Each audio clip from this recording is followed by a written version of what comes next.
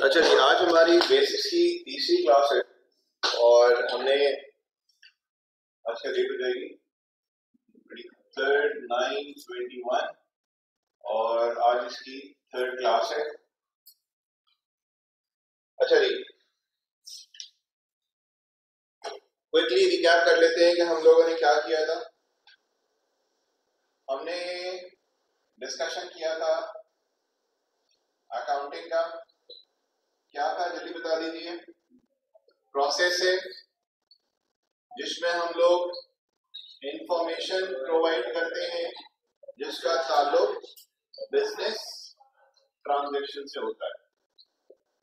अच्छा जी, फिर हमने बात की थी कि फाइनेंशियल अकाउंटिंग क्या है, एक तरीकेकार है जिसमें हम लोग डेटा को रिकॉर्ड करेंगे, उसका एनालिसिस करेंगे और उसकी समरी बनाएंगे और फिर उस इंफॉर्मेशन को हम लोग जो भी उसके यूजर्स होंगे उन तक कम्युनिकेट कर देंगे। फिर हमने बात कही थी कि फाइनेंशियल अकाउंटिंग एक मेथड भी होता है जिसमें हम लोग क्या करते हैं, एक रिपोर्ट तैयार करते हैं और उस रिपोर्ट के अंदर बिजनेस की फाइनेंशियल परफॉर्मेंस और फाइनेंशियल पोजीशन दिखाई जाती है। फिर हमने बात की थी क्या, head of accounts. Head of accounts में हमारे पास 5 है, एसेट है, लायबिलिटी है, कैपिटल जिसको ओनर्स इक्विटी भी बोलते हैं, रेवेन्यू और 5वां है एक्सपेंस। ठीक है जी। फिर हमने बात की थी एसेट के हवाले से कि एसेट बिजनेस का क्या है, वही रिसोर्स जिस पे कारोबार का क्या मौजूद है, कंट्रोल, और उस कंट्रोल की वजह से फ्यूचर में इकोनॉमिक बेनिफिट्स हासिल होंगे। ठीक है जी। इसके बाद हमने बात की थी इसके टाइप्स को लेके कि हमारे पास एक होता है करंट एसेट और दूसरा होता है नॉन करंट एसेट जिसको फिक्स एसेट भी बोलते हैं। ये वो एसेट होते हैं जिसको हम लोग यूज कर सकते हैं या कंज्यूम कर सकते हैं, जिसको हम बेच सकते हैं, जिसको हम लोग कन्वर्ट कर सकते हैं किसमें, कैश में। सही है, कितने टाइम में, विद इन 12 मंथ्स। और तो और इसमें एक और भी बात थी, held mainly for trading purpose. और वो सारे एसेट्स जो करंट नहीं है वो कौन से होंगे, नॉन करंट एसेट्स होंगे। अच्छा जी, करंट एसेट्स की एग्जांपल में हमने अपने पास नोट किया था कि कैश हो गया, बैंक हो गया, ठीक है जी, क्लोजिंग स्टॉक हो गया, इसकी एग्जांपल है, करंट एसेट्स के हवाले से एग्जांपल है। फिर हमने कहा रिसीवेबल्स, फिर हमने बात पेड एक्सपेंस। ठीक है जी। इसी तरह से नॉन करंट एसेट की एग्जांपल्स हमने वर्बली तो डिस्कस की थी, शायद नोट डाउन नहीं की थी, तो अगर हम अभी इसको नोट भी कर लें तो नॉन करंट एसेट की एग्जांपल्स में अगर अपने पास नोट कर लें तो लैंड, बिल्डिंग, नोट कर लीजिए, फर्नीचर, ठीक है जी, इक्विपमेंट्स, मशीनरी, ठीक है जी,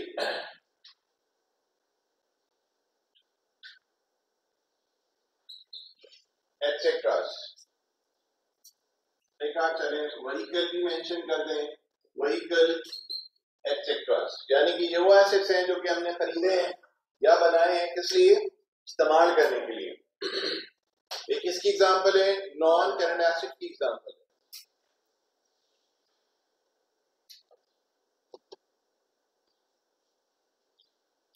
ठीक है जी।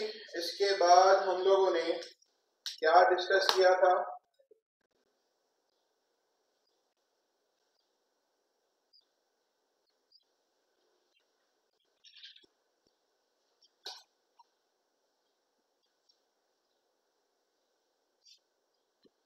इसके बाद हमने डिस्कस किया था लायबिलिटीज को लेके। और लायबिलिटीज में हमने क्या बात की थी, ये बिजनेस की ऑब्लिगेशन है और ये क्या चीज है, ओड टू, मतलब ओड टू वाली बात, owed to someone else, something which is owed to someone else. फिर हमने यहाँ पे बात की टाइप्स की, ये लिखने की जरूरत नहीं है सिवाय किसके, एग्जांपल्स के, क्योंकि बाकी सारी चीजें हम कर चुके हैं, सिर्फ एक रिवीजन के लिए।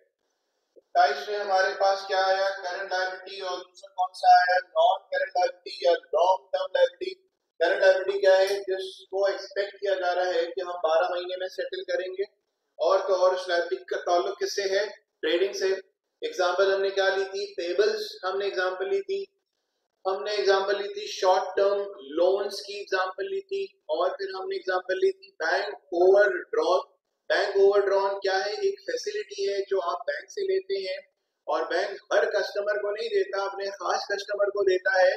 समझे, एक तरह का होता है उधार, कि अगर आपके अकाउंट में पैसे नहीं पड़े होंगे तो बैंक आपको उधार के तौर पे पैसे दे देगा। इसका मतलब आपका बैंक जो है वो ओवरड्रॉ हो गया, जिसको हम लोग बैंक ओवरड्रॉन भी बोलते हैं। और इस सूरत हाल में हमारे बैंक का बैलेंस किस में चला जाता है, नेगेटिव में चला जाता है। इसी तरह से नॉन करंट लायबिलिटी है वो लायबिलिटी, हर वो लायबिलिटी जो कि करंट नहीं है वो क्या हो जाएगी, आपका नॉन करंट हो जाएगी। तो हमने यहाँ पे बात की थी लॉन्ग टर्म लोन्स के हवाले से। लॉन्ग टर्म लोन्स का मतलब क्या है, जिसकी अदायगी हम लोगों ने 12 महीनों के बाद करनी, यानी कि वो ऑब्लिगेशन जिसको आपने कब पे करना है, 12 महीनों के बाद आपने उसकी अदायगी करनी है, या वो ऑब्लिगेशन जिसको सेटल करना है आपने 12 महीनों के बाद, जिसकी सेटलमेंट 12 महीनों के अंदर है वो किधर, करंट, और जिसकी सेटलमेंट किसमें है 12 महीनों के बाद, वो किसमें आ जाएगा, आपका नॉन करंट में आ जाएगा। ठीक है जी। फिर हमने बात की थी कि सर हम लोग ने लेट्स सपोज लोन लिया था 5 साल के लिए, 5 लाख का लोन लिया, और कंडीशन कुछ यूं थी कि हमने हर साल के एंड में 1 लाख रुपए की अदायगी करनी है, किसी किस्म का कोई इंटरेस्ट नहीं है। कल जो एग्जांपल ली थी उसी की बात कर रहा हूँ। तो पहले साल के एंड में हम लोग ने उस 5 लाख में से कितना दे दिया, वापस लाख दे दिया। तो बताइए लोन कितना लिया था 5 साल के लिए, 5 लाख का, और हर साल के एंड में कितनी अदायगी करनी थी, 1 लाख की अदायगी करनी थी, यानी कि प्रिंसिपल अमाउंट आपने 1 लाख पे करना था। तो 5 लाख में से आपने पहले साल के एंड में कितना पे कर दिया, 1 लाख, कितना रह गया, 4 लाख।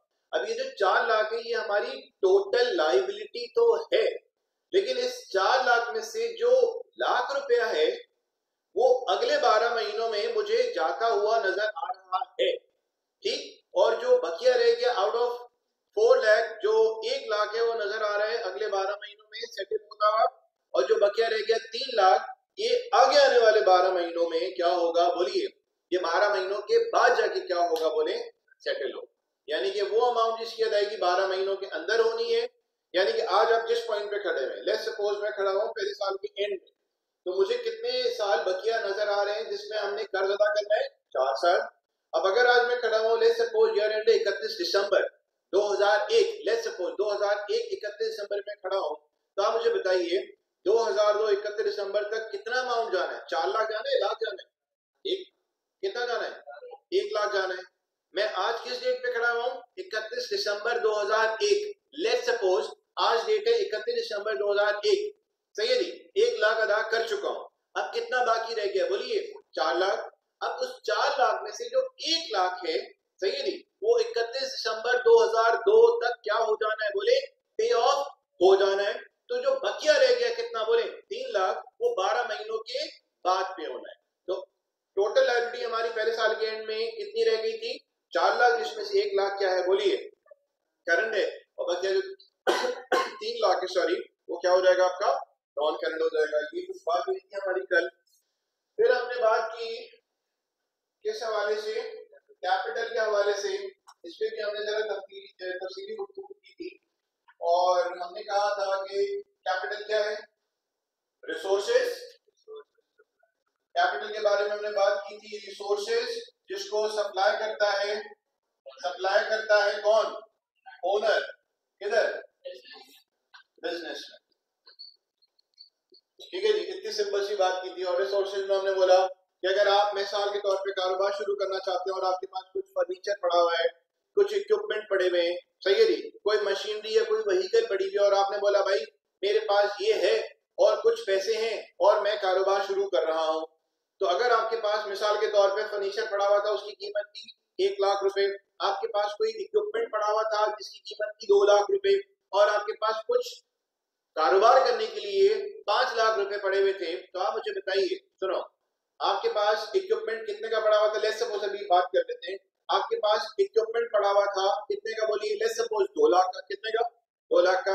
आपके पास फर्नीचर पड़ा हुआ था कितने का, बोले 1 लाख रुपए का। तो फर्नीचर और इक्विपमेंट मिला के कितनी वर्थ होगी, बोलिए 3 लाख। कितने हो गए, 3 लाख। और आपने बोला यार 5 लाख रुपए आप बिजनेस में मजीद लगाना चाहते हैं, तो आप मुझे बताइए बिजनेस में आप सरमायाकारी कितने की कर रहे हैं, क्या 5 लाख की कर रहे हैं, लाख की कर रहे हैं, 2 लाख की कर रहे हैं, 3 लाख की कर रहे हैं, या 8 लाख की कर रहे हैं, बोलिए 8 लाख की। जिसमें आपके पास जिसमें जो रिसोर्सेज है उसमें आपको क्या नजर आ रहा है, इक्विपमेंट नजर आ रहा था कितने का, बोलो 2 लाख का, ठीक है जी।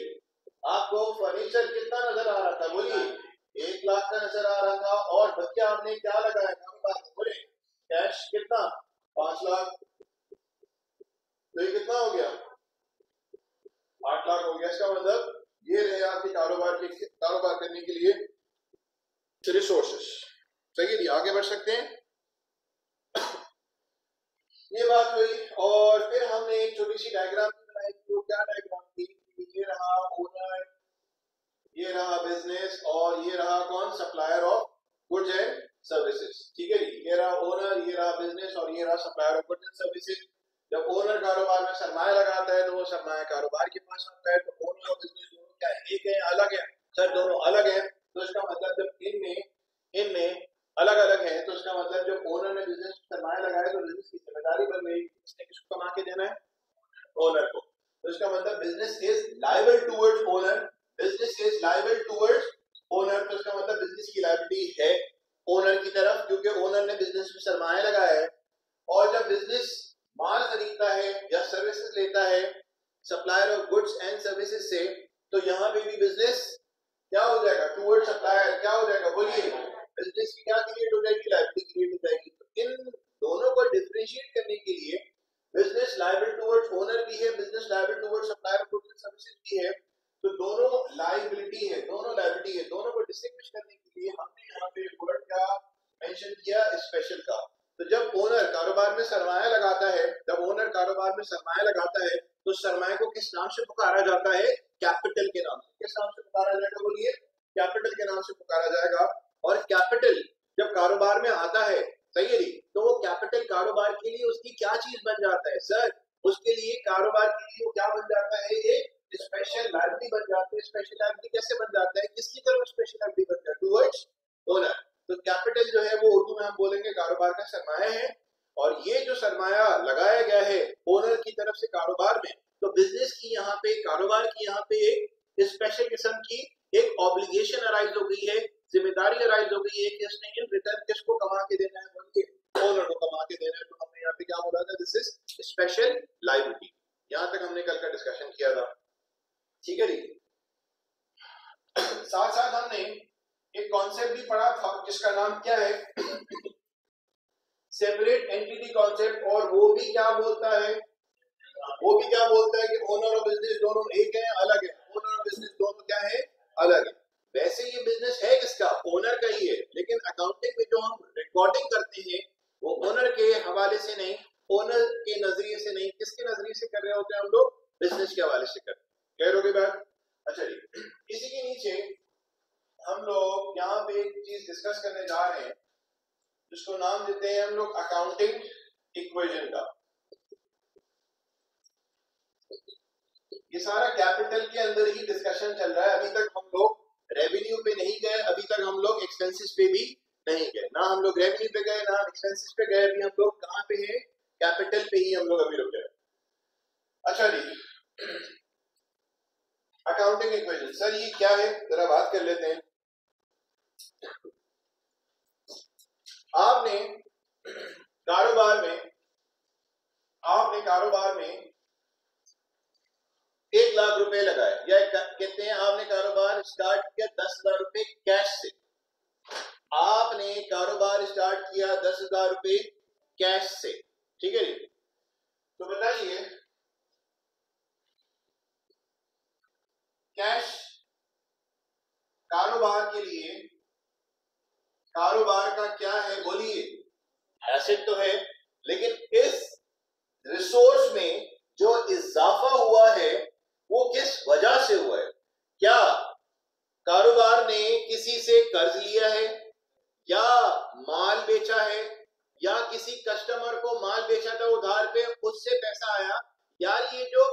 तुम्हारे पास आया, कैश कारोबार का क्या होता है बोलिए, एसेट होता है।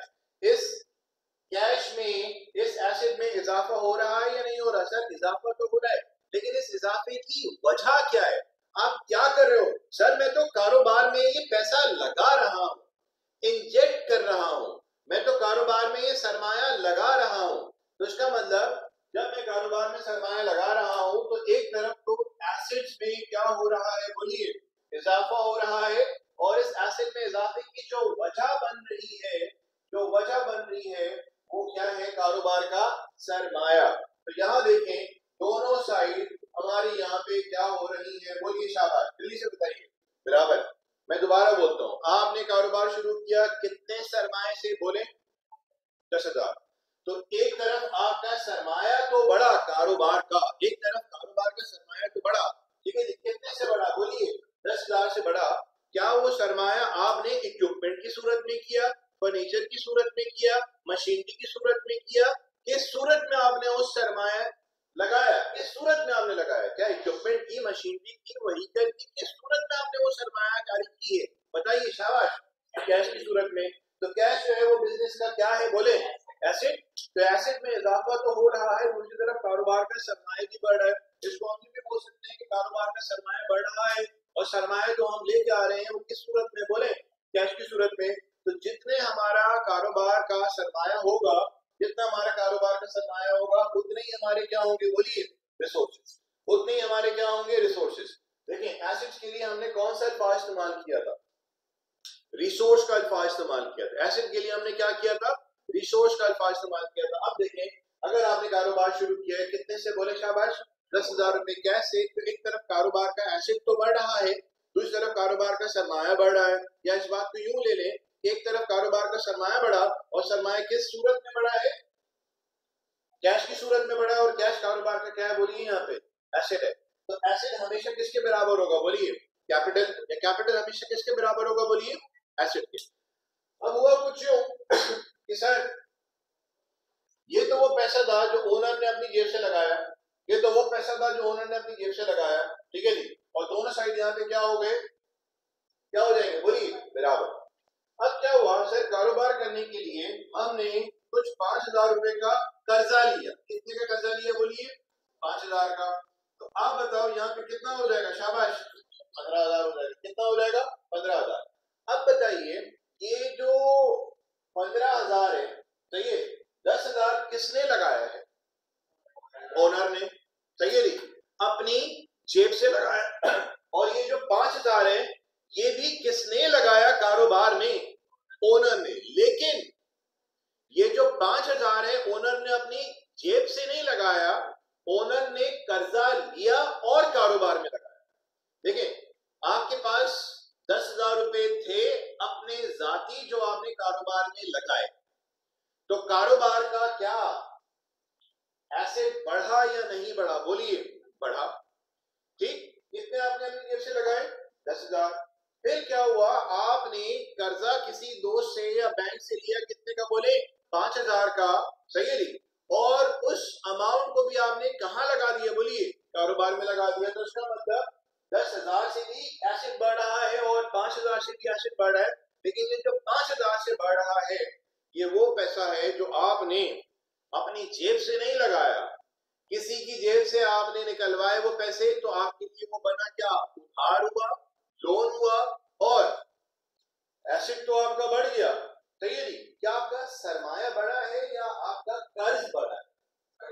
आपका क्या बढ़ा है? सरमाया या आपका कर्ज? आपका कर्ज बढ़ा है। तो मुझे बताइए, क्या उस कर्ज वाले अमाउंट को मैं कैपिटल में शो करूंगा? सर जब हम बात कर रहे होते हैं कर्ज की, जब हम बात कर रहे होते हैं लोन की, तो हम लोग बात कर रहे हैं ऑब्लिगेशन की। तो जब बात हो रही होगी ऑब्लिगेशन की, तो मतलब बात हो किसकी रही है? एक टर्म था, एसेट था एक टर्म, दूसरा टर्म था कौन सा? लायबिलिटी। तो हम लोग अब यहाँ पे अगर इस 5,000 को ऐड कराते हैं तो ये कुछ इस तरह से बन जाएगा। कितना हो गया? 5,000। और ये कितना हो गया बोलो बेटा? शाबाश 10,000। तो ये 5,000 प्लस 10,000 इज इक्वल टू कितना बन गया बोलिए? 15,000 बन गया। अब बताइए जो 5,000 है ये कारोबार की क्या है बोलिए? शाबाश लायबिलिटी है। मैं इन सारी गुफ्तगू को एक दफा फिर से करता हूं। अब देखो, मैं अगर आपसे पूछूं कारोबार में रिसोर्सेज कितने के हैं, जल्दी से जवाब दीजिएगा। कारोबार के कुल मिला के रिसोर्सेज बताओ, कारोबार के कुल मिला के रिसोर्सेज बताओ। 15,000। मैं बार बार पूछूंगा, कारोबार के कुल मिला के रिसोर्सेज बताएं, कमाने के जराए बताओ जरा, क्या क्या जराए हैं तुम्हारे, जल्दी से बताइए। इन टोटल कितने वर्ग के तुम्हारे पास जराए हैं, कितने के? 15,000। इसका मतलब जब मैंने आपसे पूछा तुम्हारे पास कारोबार करने के लिए कितने जराए मौजूद हैं, यानी कि कितने रिसोर्सेज मौजूद हैं, मतलब कितने एसेट्स मौजूद हैं। तो जब मैं बात कर रहा हूँ कितने रिसोर्सेज है तुम्हारे पास कारोबार करने के लिए, मतलब इन शॉर्ट में तुमसे पूछ रहा हूं तुम्हारे पास एसेट्स कितने हैं। क्या ये वाली बात समझ आ रही है? तो अगर मैं पूछूं आपके पास कारोबार करने के लिए कितने एसेट्स हैं या कारोबार करने के लिए आपके पास कितने रिसोर्सेज हैं, तो आपका जवाब कितना होगा, बोलिए? 15,000। क्लियर हो गई वाली बात? अब मैं आपसे पूछता हूँ यार तुम्हारे पास, सिर्फ इसको देखिएगा, समझे, ये वाला पार्ट और ये वाला पार्ट नहीं देख रहा। मैं अब आपसे पूछता हूँ तुम्हारे पास कारोबार करने के लिए कितने रिसोर्स, बोलो। मैं आपसे पूछता हूँ बताओ, क्या ये 15,000 तुमने टोटल अपनी जेब से लगाए हैं? ये नहीं दिख रहा, ये नहीं दिख रहा और ये भी नहीं दिख रहा। आप बोलेंगे सर जरा साइड पे दो, फिर हम बताएंगे कि ओनर ने अपनी जेब से कितना लगाया और ओनर ने मांग के कितना लगाया। मैं बोलता हूं मैं ये नहीं दिखा रहा, मैं सिर्फ आपको ये बता रहा हूं। तो आप बताइए कारोबार करने के लिए कितने रिसोर्सेज हैं, बोलो? 15,000। कारोबार करने के लिए कितने एसेट्स हैं, बोले? 15,000। बताइए इसमें से ओनर ने अपनी जेब से कितना लगाया। आप बोलेंगे सर जरा साइड पे हो जाए फिर ये बता सकते हैं। मैंने बोला यार मैं यहाँ पे हो गया, सिर्फ आपको अब ये दिख रहा है। तो अब मुझे बताओ कारोबार करने के लिए रिसोर्सेज है कितने मौजूद? 15,000। उस 15,000 में से ओनर ने अपनी जेब से कितना लगाया? 10,000। सही है नहीं? अगर ये वाली बात मैं छुपा भी देता हूं तो आप जवाब फिर भी बता सकते हैं कि 15,000 में से 10,000 ओनर ने अपनी जेब से लगाया और जो बच गया कितना बच गया? 5,000। वो ओनर ने कारोबार में लगाया तो है, लेकिन ओनर ने अपनी जेब से नहीं लगाया, ओनर ने मांग के लगाया है। तो जब ओनर यानी कि कारोबार करने के लिए अगर कुछ भी लेगा उधार, तो वो किसका उधार बन जाएगा, बोलिए? बिजनेस का उधार बन जाएगा, बिजनेस की ऑब्लिगेशन बन जाएगी, बिजनेस का वो कर्ज बन जाएगा। तो इसका मतलब उस कर्ज को, उस उधार को, उस लोन को हम लोग एक किस नाम से पुकारेंगे कि वो बिजनेस की क्या बनेगी, बोलिए? लायबिलिटी। तो इसका मतलब कारोबार करने के लिए हमारे पास जो रिसोर्सेज हैं वो कितने वर्ग के हैं, बोले? कितने के? 15,000। और उस 15 में से जो 5 है वो हमने कारोबार क्या किए, उधार लेके कारोबार में लगाया है, और वो जो 10,000 है वो ओनर ने अपनी जेब से जाती पैसा लगा दिया। आई होप तो आपको समझ आ रही होगी। तो ये 15,000 में जो 10,000 है वो किसने लगाया है? ओनर ने। और ये जो 5,000 है ये किसने लगाया है? ओनर ने तो लगाया है लेकिन मांग के लगाया है। क्या ये वाली बात समझ आ रही है? तो इसका मतलब एसेट्स के अंदर ओनर का भी लगाया हुआ पैसा आता है और ओनर ने जो मांग के कारोबार में लगाया है वो भी वाला पैसा आ रहा होता है। क्या ये वाली बात समझ आई? तो इक्वेशन को आप किसी भी तरह से आप रीअरेंज करें, capital is equal to asset minus liability कर लें, या asset is equal to capital plus liability कर दें। यहां जरा देखिएगा, capital is equal to asset minus liability. Capital कितना है बोलो?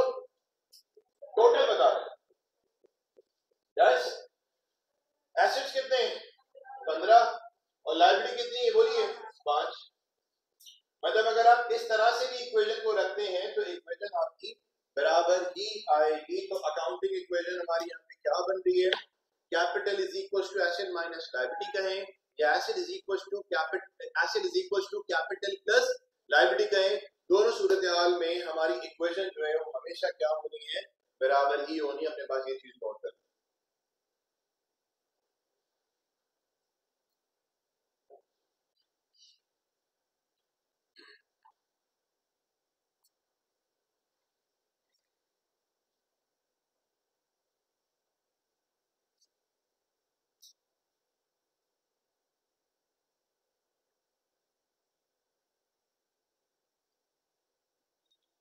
अगर मैं आपसे यहाँ पे पूछूं रिसोर्सेज जो ओनर ने अपनी जेब से लगाए हैं,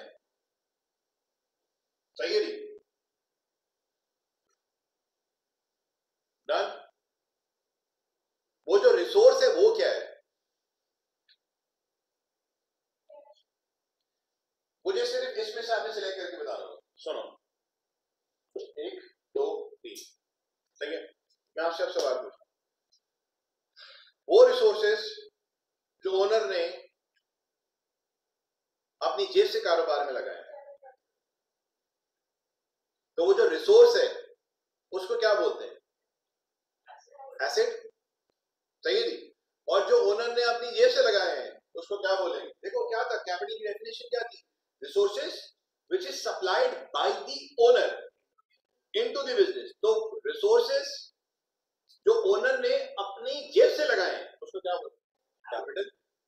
और वो रिसोर्सेज जो ओनर ने मांगे और कारोबार में लगाए क्या है? लायबिलिटी।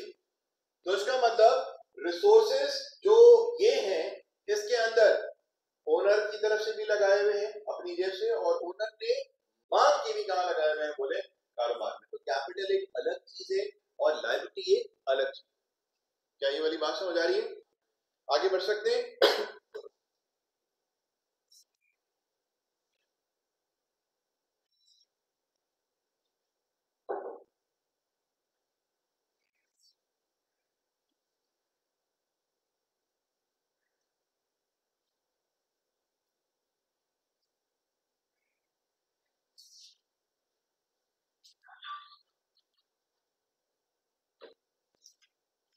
अब हमारे पास हैंडआउट के हिसाब से क्या आ रहा है?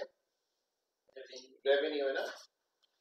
इन लोगों को मैंने हैंडआउट दिया हुआ था, वो दिया हुआ ही इस पर्पस से था कि जैसे जो गैप है उसमें आप अपनी वर्किंग करते रहें और उसको अपने पास फाइल में कहीं ना कहीं फिक्स करते हैं। उसमें जितना स्पेस है, बड़ा सफिशिएंट स्पेस है उन चीजों को लिखने की, और बाकी जिनके पास नोट मौजूद नहीं है तो अपने पास रजिस्टर में कहीं ना कहीं नोट कर रहे होंगे। क्या आ रहा है? रेवेन्यू आ रहा है। Revenue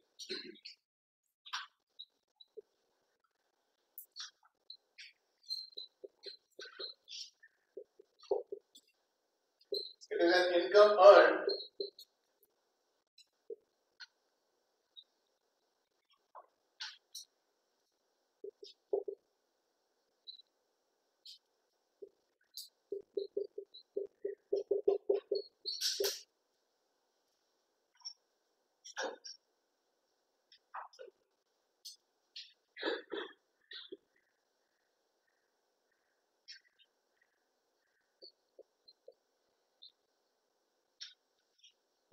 it is an income earned through ordinary activities and should always be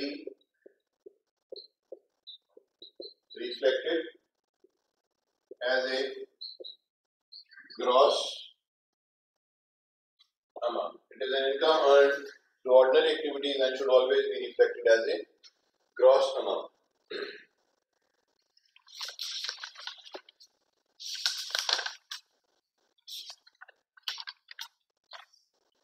और फिर इसके नीचे लिखा हुआ आ रहा है revenue versus income. Revenue versus income,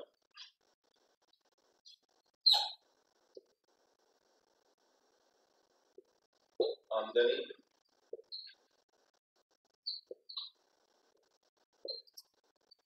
gross net.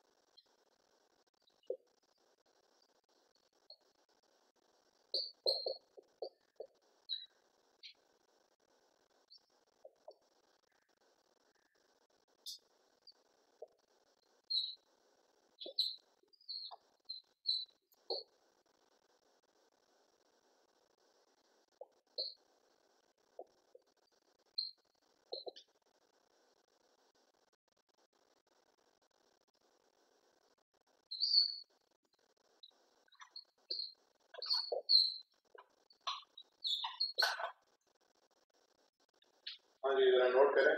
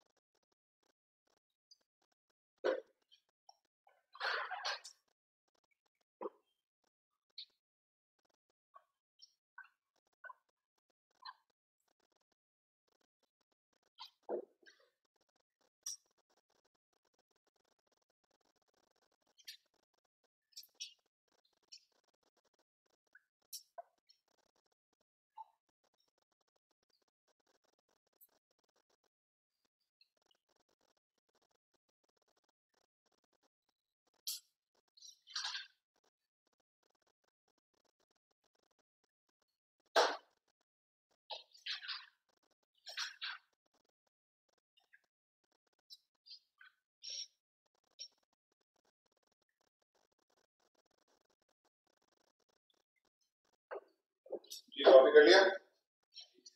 अच्छा जी, ये जो डेफिनेशन मैंने लिखी है इसको समझते हैं थोड़ी सी देर में। पहले यहाँ पे बात करते हैं। सर रेवेन्यू और इनकम, मेरा आपसे वैसे सवाल है, रेवेन्यू और इनकम में कोई फर्क है या नहीं? वैसे तो मैंने यहाँ पे बात पूरी मेंशन कर दी है। रेवेन्यू और इनकम में कोई फर्क है?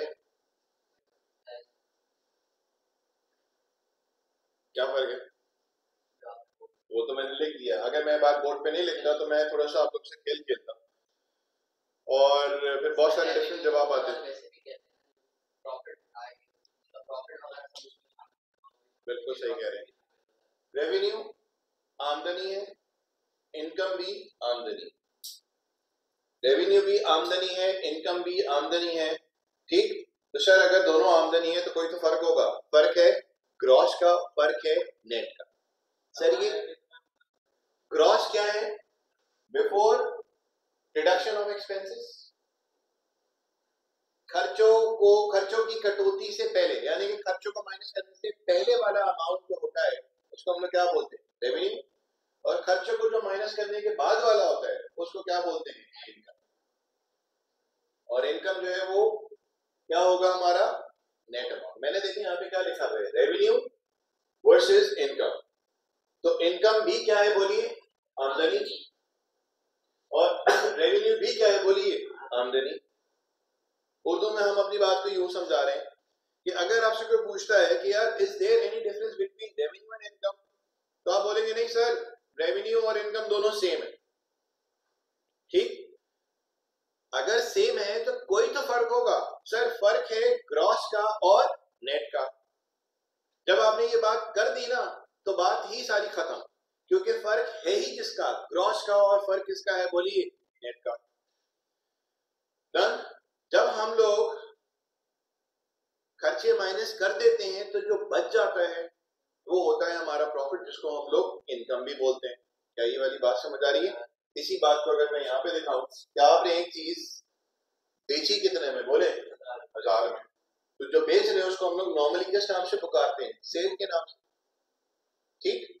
अच्छा सर वो चीज हमने खरीदी थी लेट्स सपोज 400 में और 200 के कुछ दीगर खर्चे हुए, तो कुल मिला के जो खर्चे हुए वो कितने हुए? 600। सर हमने माल कितने का बेचा? 1000। माल हमें वो पड़ा कितने का? 400 का। दीगर खर्चे बिजली पानी गैस बंदों की तनख्वाहें, ठीक, मिला के कितनी पड़ी? 200। तो कुल मिला के खर्चे कितने हुए? एक तो माल की कीमत और दूसरे अखराजात। तो कुल मिला के खर्चा कितना हुआ बोलो? 600। तो इसका मतलब तुमने बेचा कितने में? 1000 में। कुल मिला के खर्चे कितने हुए? 600। तो तुम्हें मुनाफा कितना हुआ? 400। अब देखो मैंने सेल के सामने क्या लिखा हुआ है? ग्रॉस। सही है जी। और ग्रॉस क्या होता है बोलिए? रेवेन्यू होता है। ग्रॉस क्या होता है? बोले शाबाश, रेवेन्यू। और सेल में से जब मैं एक्सपेंसेस बोले तो कॉस्ट, बोले तो खर्चे, जब मैं माइनस कराऊंगा तो मेरे पास क्या आएगा बोलिए? प्रॉफिट। और प्रॉफिट यहाँ पे हमने किस नाम से किया? नेट। तो इसका मतलब इनकम भी आमदनी और रेवेन्यू भी आमदनी। फर्क सिर्फ क्या है? ग्रॉस का और किसका है? नेट। ज्यादा लंबी हम इसमें नहीं कर रहे कि ये हो गया तो फला, तो ये हो गया तो फला।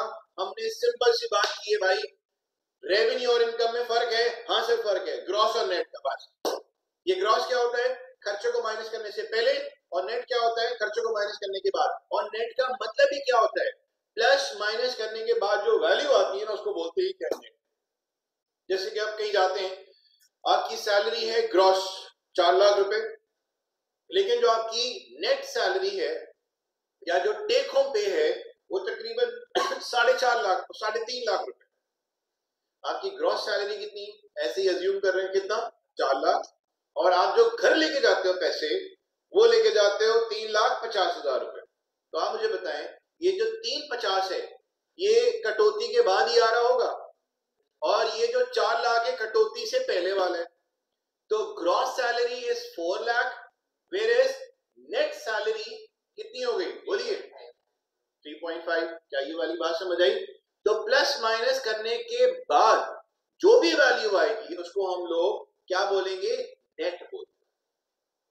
मैं बोलता हूं कि यार हमने माल बेचा था 2 लाख रुपए का, ठीक है जी, उसमें से 10,000 का माल वापस आया, तो यार नेट सेल कितने की हुई? 2 लाख का माल बेचा, 10,000 का माल वापस आ गया, तो मुझे बताइए टोटल सेल कितने की हुई? मैं देखो एक कैजुअली बात कर रहा हूं, यार 2 लाख का माल बेचा था, 10 का वापस आ गया, सही है जी। तो मैं यूं जोर देके बोल रहा हूं, यार अब बताओ तुम्हारी टोटल सेल कितनी है? 190। देखो मेरे बोलने का अंदाज, मैं एक चीज पे प्रेशर डाल रहा हूं। माल कितने का बेचा? 2 लाख का, 10 का माल वापस आ गया, तो मैं बोल रहा हूं अब बताओ, अब का वर्ड में इस्तेमाल कर, मैं बोल रहा हूं अब बताओ तुम्हारी सेल कितनी है? 190, सही है। अब अगर मैं अब का वर्ड यूज नहीं करता तो मैं पूछता हूं नेट सेल्स। अरे बाबा, नेट का मतलब क्या है? कटौती प्लस माइनस के बाद जो वैल्यू आती है उसको बोलते हैं नेट। मैं बोलता हूँ सेल कितने की हुई थी? 2 लाख। माल वापस कितने का आया? 10। मैं बोलता हूं अब बताओ, अब बताओ सेल कितनी हुई तुम्हारी? 190, सही है। अगर मैं अब का वर्ड इस्तेमाल नहीं करता तो मैं बोलता हूँ कि यार सेल हुई थी 2 लाख की, 10 का माल वापस आया, बताओ नेट सेल्स कितनी? 190। क्या ये वाली बात समझ आ रही है? अगर मैं अब को हटा देता हूँ तो मैं दूसरा अल्फाज जो सिंपल तरीन है, जो इस्तेमाल हम लोग मोस्ट कॉमनली करेंगे, वो कौन सा वाला है? नेट। नेट का मतलब क्या है? छन्ने के बाद। नेट से अब इस तरह से याद रहेगा, नेट समझते हो ना क्या होता है? प्लस माइनस होने के बाद जो वैल्यू आएगी उसको हम लोग क्या बोलेंगे? नेट बोलेंगे। अब वो हो सकता है नेट सैलरी हो, सही है, या हो सकता है कि वो हमारी नेट सेल्स हो, या हो सकता है हमारा क्या हो, बोले नेट प्रॉफिट हो। नेट का मतलब ही क्या है? सुनो, ये है प्लस, ये है माइनस, ये क्या कैसे आया? प्लस माइनस होने के बाद। क्या ये बात याद रह जाएगी? प्लस माइनस होने के बाद जो भी वैल्यू आएगी उसको हम लोग क्या बोलेंगे? शाबाश बोलिए, नेट। क्लियर होगी बात? अब देखो यहां पे क्या लिखी हुई है बात। रेवेन्यू जो है वो इनकम है, रेवेन्यू जो है वो क्या है? बोलो शाबाश, इनकम है, ठीक। सर अभी तो आपने बोला रेवेन्यू और इनकम आमदनी है लेकिन अलग है। देखना जरा, बात समझना, मैंने इस डेफिनेशन पे बाद में आ रहा हूं, पहले मैं यहां से जरा क्लियर फॉर सिनेरियो कर। मैंने यहां पे क्या बोला? रेवेन्यू अलग है, इनकम अलग है, ठीक। कोई डिफरेंस है? यस सर है, तभी तो बोला अलग है। ग्रॉस का और नेट का, वो सारा सिनेरियो हमने वहां पे अंडरस्टैंड कर लिया। अब जब मैं यहां पे आ रहा हूं, मैं बोल रहा हूं रेवेन्यू जो है ना वो इनकम है, सही है। रेवेन्यू जो है वो क्या है? इनकम है, और ये वो इनकम है जो हम लोग अपनी नॉर्मल ट्रेडिंग से, जो हमारी यूजुअल ट्रेडिंग होती है ना कारोबार की, यूजुअल ट्रेडिंग। सर मेरा काम है फर्नीचर का, तो क्या मैं गाड़ियां बेचूंगा? मेरा काम ही फर्नीचर का है, तो उसका मतलब मैं फर्नीचर ही बेचता हूँ, या तो खरीद के या तो बना के। मैंने बोला यार मेरा काम फर्नीचर का है, तो इसका मतलब मेरी जो ट्रेडिंग है, जो नॉर्मल मेरी कारोबारी एक्टिविटी है, वो क्या है? फर्नीचर को बनाना या खरीद के बेचना। ऐसे ही है कि नहीं है? तो आप मुझे ये तो नहीं बोलेंगे क्या आप मशीनरी भी बनाते? मैंने बोला भाई तो बोला यार मैं फर्नीचर का काम करता हूँ। अच्छा आप जनरेटर भी बनाते, तस्वीरें भी खींचते? मैंने बोला भाई मेरा काम जो है ना, लेकिन मैंने आपको कहीं देखा था आप फोटोग्राफी भी कर रहे थे। मैंने बोला यार वो मेरा शौक है, कभी कभार हम लोग कर लेते हैं। ये वाली बात समझ आ रही है? नॉर्मली हम लोग इस तरह से देखते हैं, एक बंदे का काम जो है वो मैकेनिक का है, लेकिन साइड पे कोई ना कोई काम वो ऐसी अपनी तफरी के लिए, एक्टिविटी के लिए कर रहा होगा, 2 पैसे आ जाते हैं। लेकिन उसका जो नॉर्मली काम है वो किसका है? जैसे मैंने बोला यार मेरा काम फर्नीचर का है, सही है जी, शौक क्या मैं पढ़ा भी रहा हूँ। क्या ये वाली बात समझ आ रही है? तो आप मुझसे पूछते हैं कि यार तुम्हारी जो यूजुअल जो कारोबारी एक्टिविटी है, यूजुअल जो नॉर्मल तुम्हारी कारोबारी एक्टिविटी है वो क्या है? मैंने बोला यार वो है फर्नीचर को बनाना या खरीद के बोले बेचना। ये मेरी बिजनेस की नॉर्मल एक्टिविटी। समझ आ रही बात? लेकिन छोटे मोटे साइड पे मैं कुछ ना कुछ काम कर लेता हूं, लेकिन जो मेरा मेन कारोबार की एक्टिविटी है ना, सही है जी, वो क्या है? फर्नीचर बनाना या खरीद के बेचना, ये मेरा है मेन एक्टिविटी। साइड पे कभी कभी मैं गाड़ी का भी काम कर लेता हूँ, साइड साइड पे मैं क्या कर लेता हूँ, किसी के 2 सौदा भी करा देता हूँ, लेकिन यार वो मेरा मेन काम नहीं है।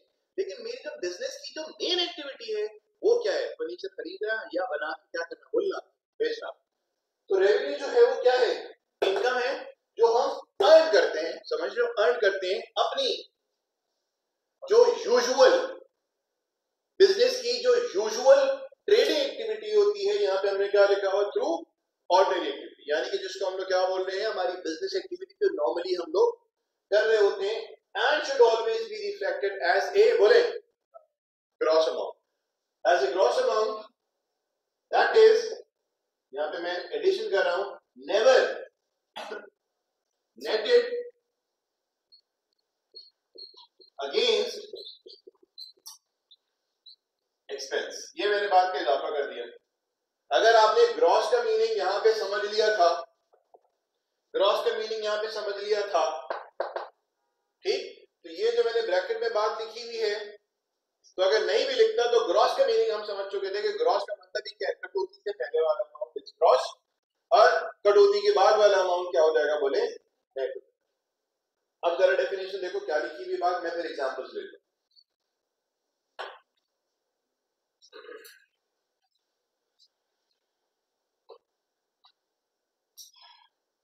ये आपने चीज नोट कर ली अपने पास। अब मैं एग्जांपल्स देता हूं ताकि चीजें मजीद क्लियर हो जाए और इसको आप अपनी डेली लाइफ में इन टर्म को इस्तेमाल कर सकें। केएनएस वालों का जो मेन सोर्स ऑफ इनकम है, केएनएस में क्या एक्टिविटी नजर आती है? आलू ले लो, प्याज ले लो, टमाटर ले लो, चाय पी लो, बिस्किट खा लो, ये एक्टिविटी नजर आती है आपको? या आप यहाँ पे जब आते हैं तो आपको क्या चीज नजर आ रही है? सर इस रूम में सी की क्लास है, इस रूम में एसीसी की क्लास है, फला ये सब्जेक्ट की क्लास हो रही है, ये सब्जेक्ट, यहाँ की एक्टिविटी है क्या? सर्विसेज है, सही है नहीं? हम लोग पढ़ा रहे हैं, सर्विसेज दे रहे हैं, यानी कि पढ़ाई चल रही है। आप मुझे बताइए केएनएस के लिए जो उनका जो ऑर्डिनरी एक्टिविटी है, जो यूजुअल उनकी बिजनेस एक्टिविटी है, वो क्या है? सर्विसेज दें। क्या ये वाली बात समझ आ रही है? आप जो केएनएस को की फीस पे करते हैं, वो केएनएस के लिए उसकी इनकम है या उसका रेवेन्यू? अब हम दूसरी तरह से बात करें, वो केएनएस के लिए उसकी इनकम है या उसका रेवेन्यू? सर आमदनी है। एक बंदा आमदनी बोल के भाग के, मैंने बोला भाई सर बस बोल दिया आमदनी है, समझ गया बात?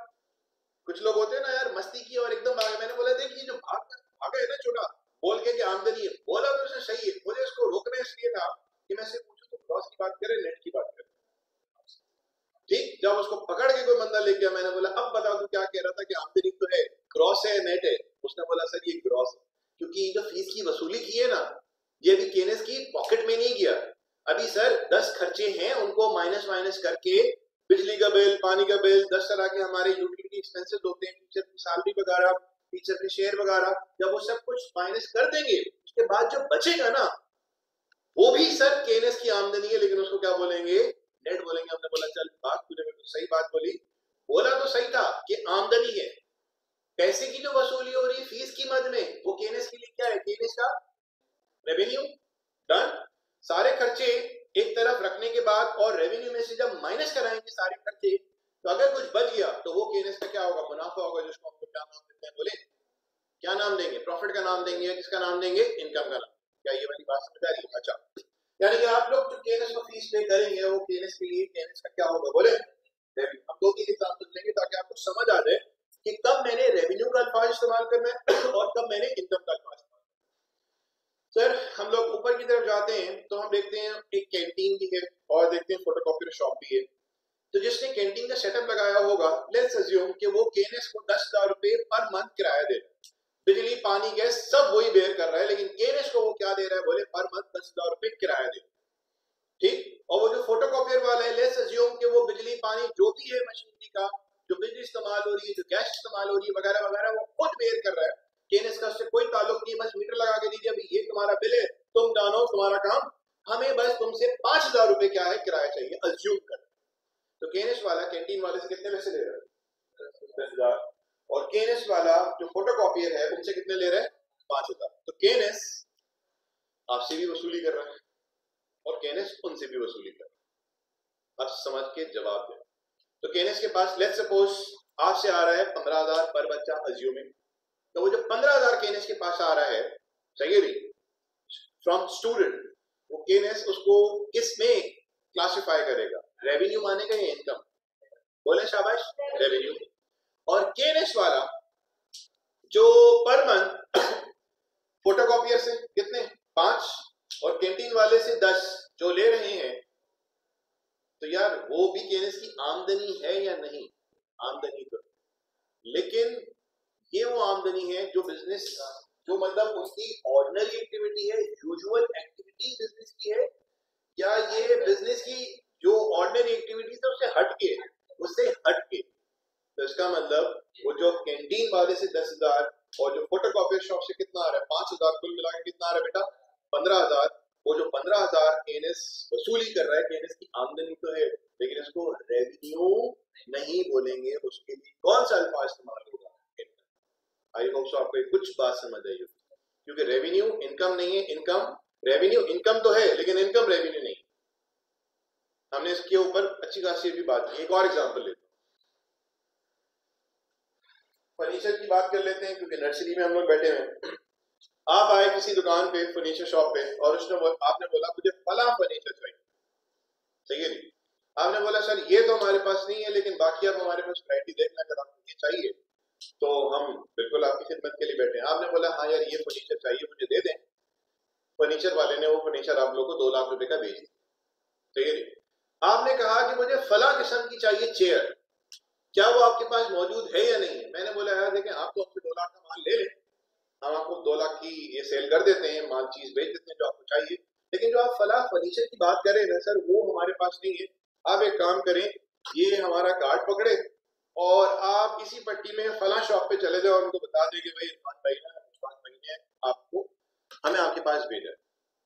अब आप चले गए वहां पे, आपने मुझसे कितने का माल लिया? 2 लाख। मेरी सेल कितनी की हुई? बोले 2 लाख की। मेरा रेवेन्यू कितना हुआ? 2 लाख। ठीक है जी। अब क्या हुआ कि मैंने आपको किसी और के पास भेज दिया और आपने वहां से जाके खरीदारी कर, सही है जी। उस खरीदारी का क्या मुझे कोई ना कोई बेनिफिट होने वाला है या नहीं? सर होने वाला है इस तरह से, क्योंकि मार्केट में बैठे हुए और अगर एक ग्राहक आता है मेरे पास और उसको मैं अगर किसी और के पास रेफर करता हूं, तो कोई ना कोई कमीशन का सेटअप बन ही जाता है, कोई ना कोई कमीशन का सेटअप बन ही जाता है। तो आप मुझे बताएं, आपने अगर किसी और दुकानदार से मेरे रेफरेंस से कोई चीज खरीद ली और उसको बताया कि भाई इरफान भाई ने, मुश्ताक भाई ने हमें आपके पास भेजा था, तो वो दुकानदार एज पर हमारे दुकानदारों के एग्रीमेंट के मुताबिक तो मुझे क्या कुछ कमीशन वगैरह देगा? बोले बोले बोले देगा। तो वो जो कमीशन मैं वसूल करूंगा, वो जो कमीशन मैं वसूल करूंगा, वो मेरे लिए आमदनी है या नहीं है? आमदनी तो है, लेकिन वो मेरा रेवेन्यू नहीं है। वो मेरा क्या होगा? बोले क्या ये वाली बात समझ आ रही है? इसी तरह से मतलब आप कुछ एग्जांपल लेके आओ। अब आप सोचें कोई ऐसी चीज आपके दिमाग में आ रही हो, ताकि उस बात पर मजीद डिस्कशन किया जाए। बोलिए कोई भी ऐसी चीज आपके दिमाग में आ रही है कि सर अगर हम यूं कर रहे हैं तो हमारा इनकम कहलाएगा या हमारा रेवेन्यू कहलाएगा, क्या कहलाएगा? मिसाल के तौर पे आपका रेंट कार का काम, सही है जी, आप गाड़ियां किराए पे देते, तो गाड़ियों का जो किराया के पास आ रहा होगा वो आपका क्या होगा? रेवेन्यू। अच्छा जी। बीच में कभी कभार किसी को कोई गाड़ी वाड़ी चाहिए होती है ना, उसको दिला भी देते हैं, सही है जी। तो कमीशन वगैरह का भी कोई हक होगा आपका यहाँ पे? नहीं होगा। होगा। तो अब आप मुझे बताएं, वो जो गाड़ी आपने किराए पे दी, उससे जो रेंट आप अर्न कर रहे हो, वो आपके लिए क्या है? आपका रेवेन्यू। और वो आपने किसी पार्टी को कभी कभार कोई गाड़ी वाड़ी का सौदा करा दिया और उसको कोई कमीशन मिल गया, तो आपके लिए क्या होगा? इनकम। आई होप आप लोगों को मैसेज समझ आ गया कि मैं क्या देना चाह रहा हूँ, कि रेवेन्यू और इनकम दोनों में क्या है। बेटा क्लियर है? कोई सवाल है यहाँ पे? आगे बढ़ सकते हैं जी, बताइए आगे बढ़े। तो revenue is an income earn, यानी कि रेवेन्यू जो है वो भी एक इनकम है जो हम अर्न करते हैं अपनी usual trading, usual business activities से, और इसको हम रिफ्लेक्ट करेंगे as a gross amount. Gross amount का मतलब क्या है? एक्सपेंसेस को माइनस करने से पहले वाला अमाउंट। अब क्या आ रहा है हमारे पास? एक्सपेंस। नोट डाउन कीजिएगा।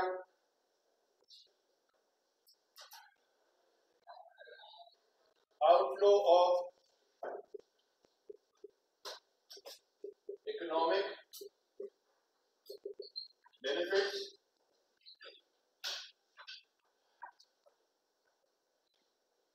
during the year as a result of using up of resources or a fall in the value of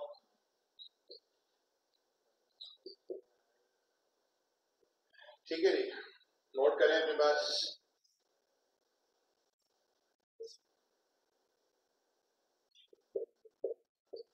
बस ये थ्योरेटिकल पार्ट खत्म ही होने वाला है।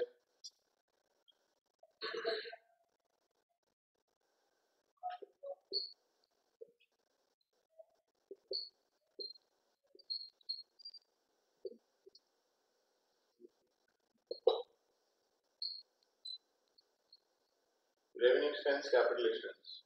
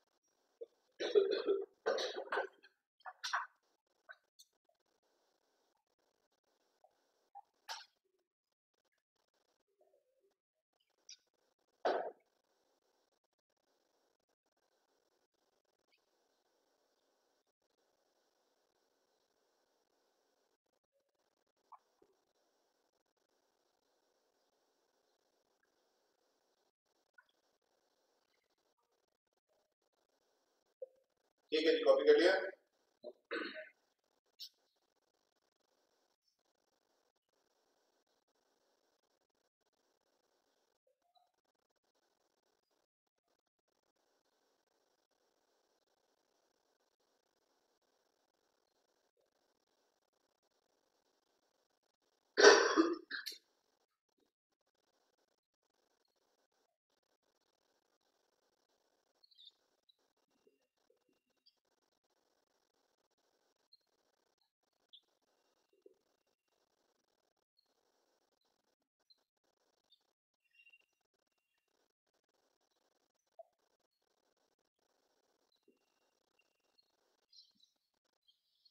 जब हम लोग रेवेन्यू अर्न करते हैं तो हमारे पास बेनिफिट्स आते हैं या जाते हैं?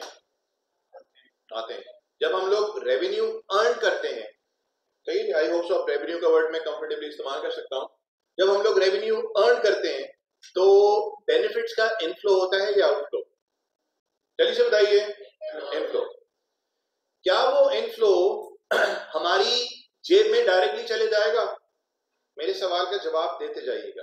जब हम लोग रेवेन्यू अर्न करते हैं, सही है जी, तो क्या वो रेवेन्यू मेरा प्रॉफिट होता है? बोले नहीं होता।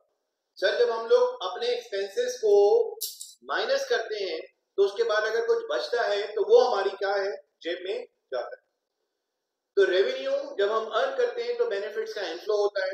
उन बेनिफिट्स के इनफ्लो को हासिल करने के लिए सर हमारे पास से बेनिफिट्स का बोले क्या होगा? यहां पे बोलिए शाबाश, आउटफ्लो के। हमने बात की थी कि एग्जांपल जो हमने ली थी, सेल हुई कितने की? बोलिए 1000 की, और एक्सपेंसेस या कॉस्ट कितने थे? बोले 600 के। अकाउंटिंग में माइनस के लिए ये सिंबल इस्तेमाल नहीं होता, ये सिंबल इस्तेमाल नहीं होता।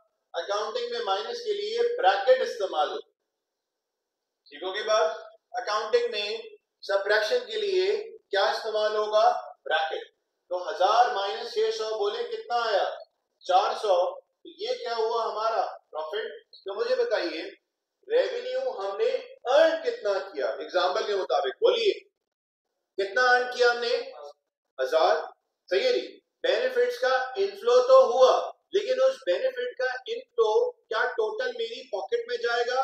नहीं सर, उन बेनिफिट्स को हासिल तो हमने कर लिया। अब हमारे पास से क्या है? बेनिफिट्स जो आए थे उसमें से बेनिफिट का अब क्या होगा? बोलिए क्या होगा? आउटफ्लो भी होगा।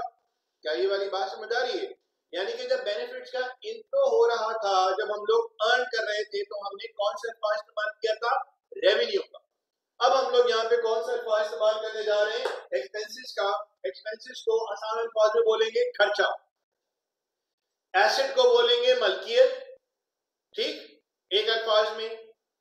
लायबिलिटी को क्या बोलेंगे? जिम्मेदारी से एक अल्फाज में। कैपिटल को क्या बोलेंगे? बोले सरमाया, एक अल्फाज में। रेवेन्यू को क्या बोलेंगे एक अल्फाज में? आमदनी। और एक्सपेंसेस को क्या बोलेंगे? इखराजात। ये तो सिंपल सिंपल से अल्फाज है। एसेट के लिए क्या? मलकियत। लायबिलिटी के लिए क्या? जिम्मेदारी। कैपिटल के लिए क्या बोले? सरमाया। रेवेन्यू के लिए क्या? आमदनी। और एक्सपेंसेस के लिए क्या बोले? इखराजात। ये तो सिंपल सिंपल हमने उर्दू जुबान में बात बोल दी। यहाँ पे हम क्या डिस्कशन कर रहे हैं? एक्सपेंस का। सही है जी। एक्सपेंस आसान अल्फाज में क्या सर? खर्चे खर्चे खर्चे। ठीक। मैं बोलता हूँ मुझे कोई तरह डेफिनेशन तो बताएं। आपने बोला सर एक्सपेंस क्या? वो तो खर्चा ही होता है ना, जैसे कि बिजली, जैसे कि पानी, जैसे कि फला चीज। आप एग्जांपल देना शुरू हो गए, लेकिन मैं आपसे पूछ रहा हूं मुझे बताएं तो सही, दो बातें तो बोले। क्या एक्सपेंसेस को तुम कैसे डिफाइन कराओगे?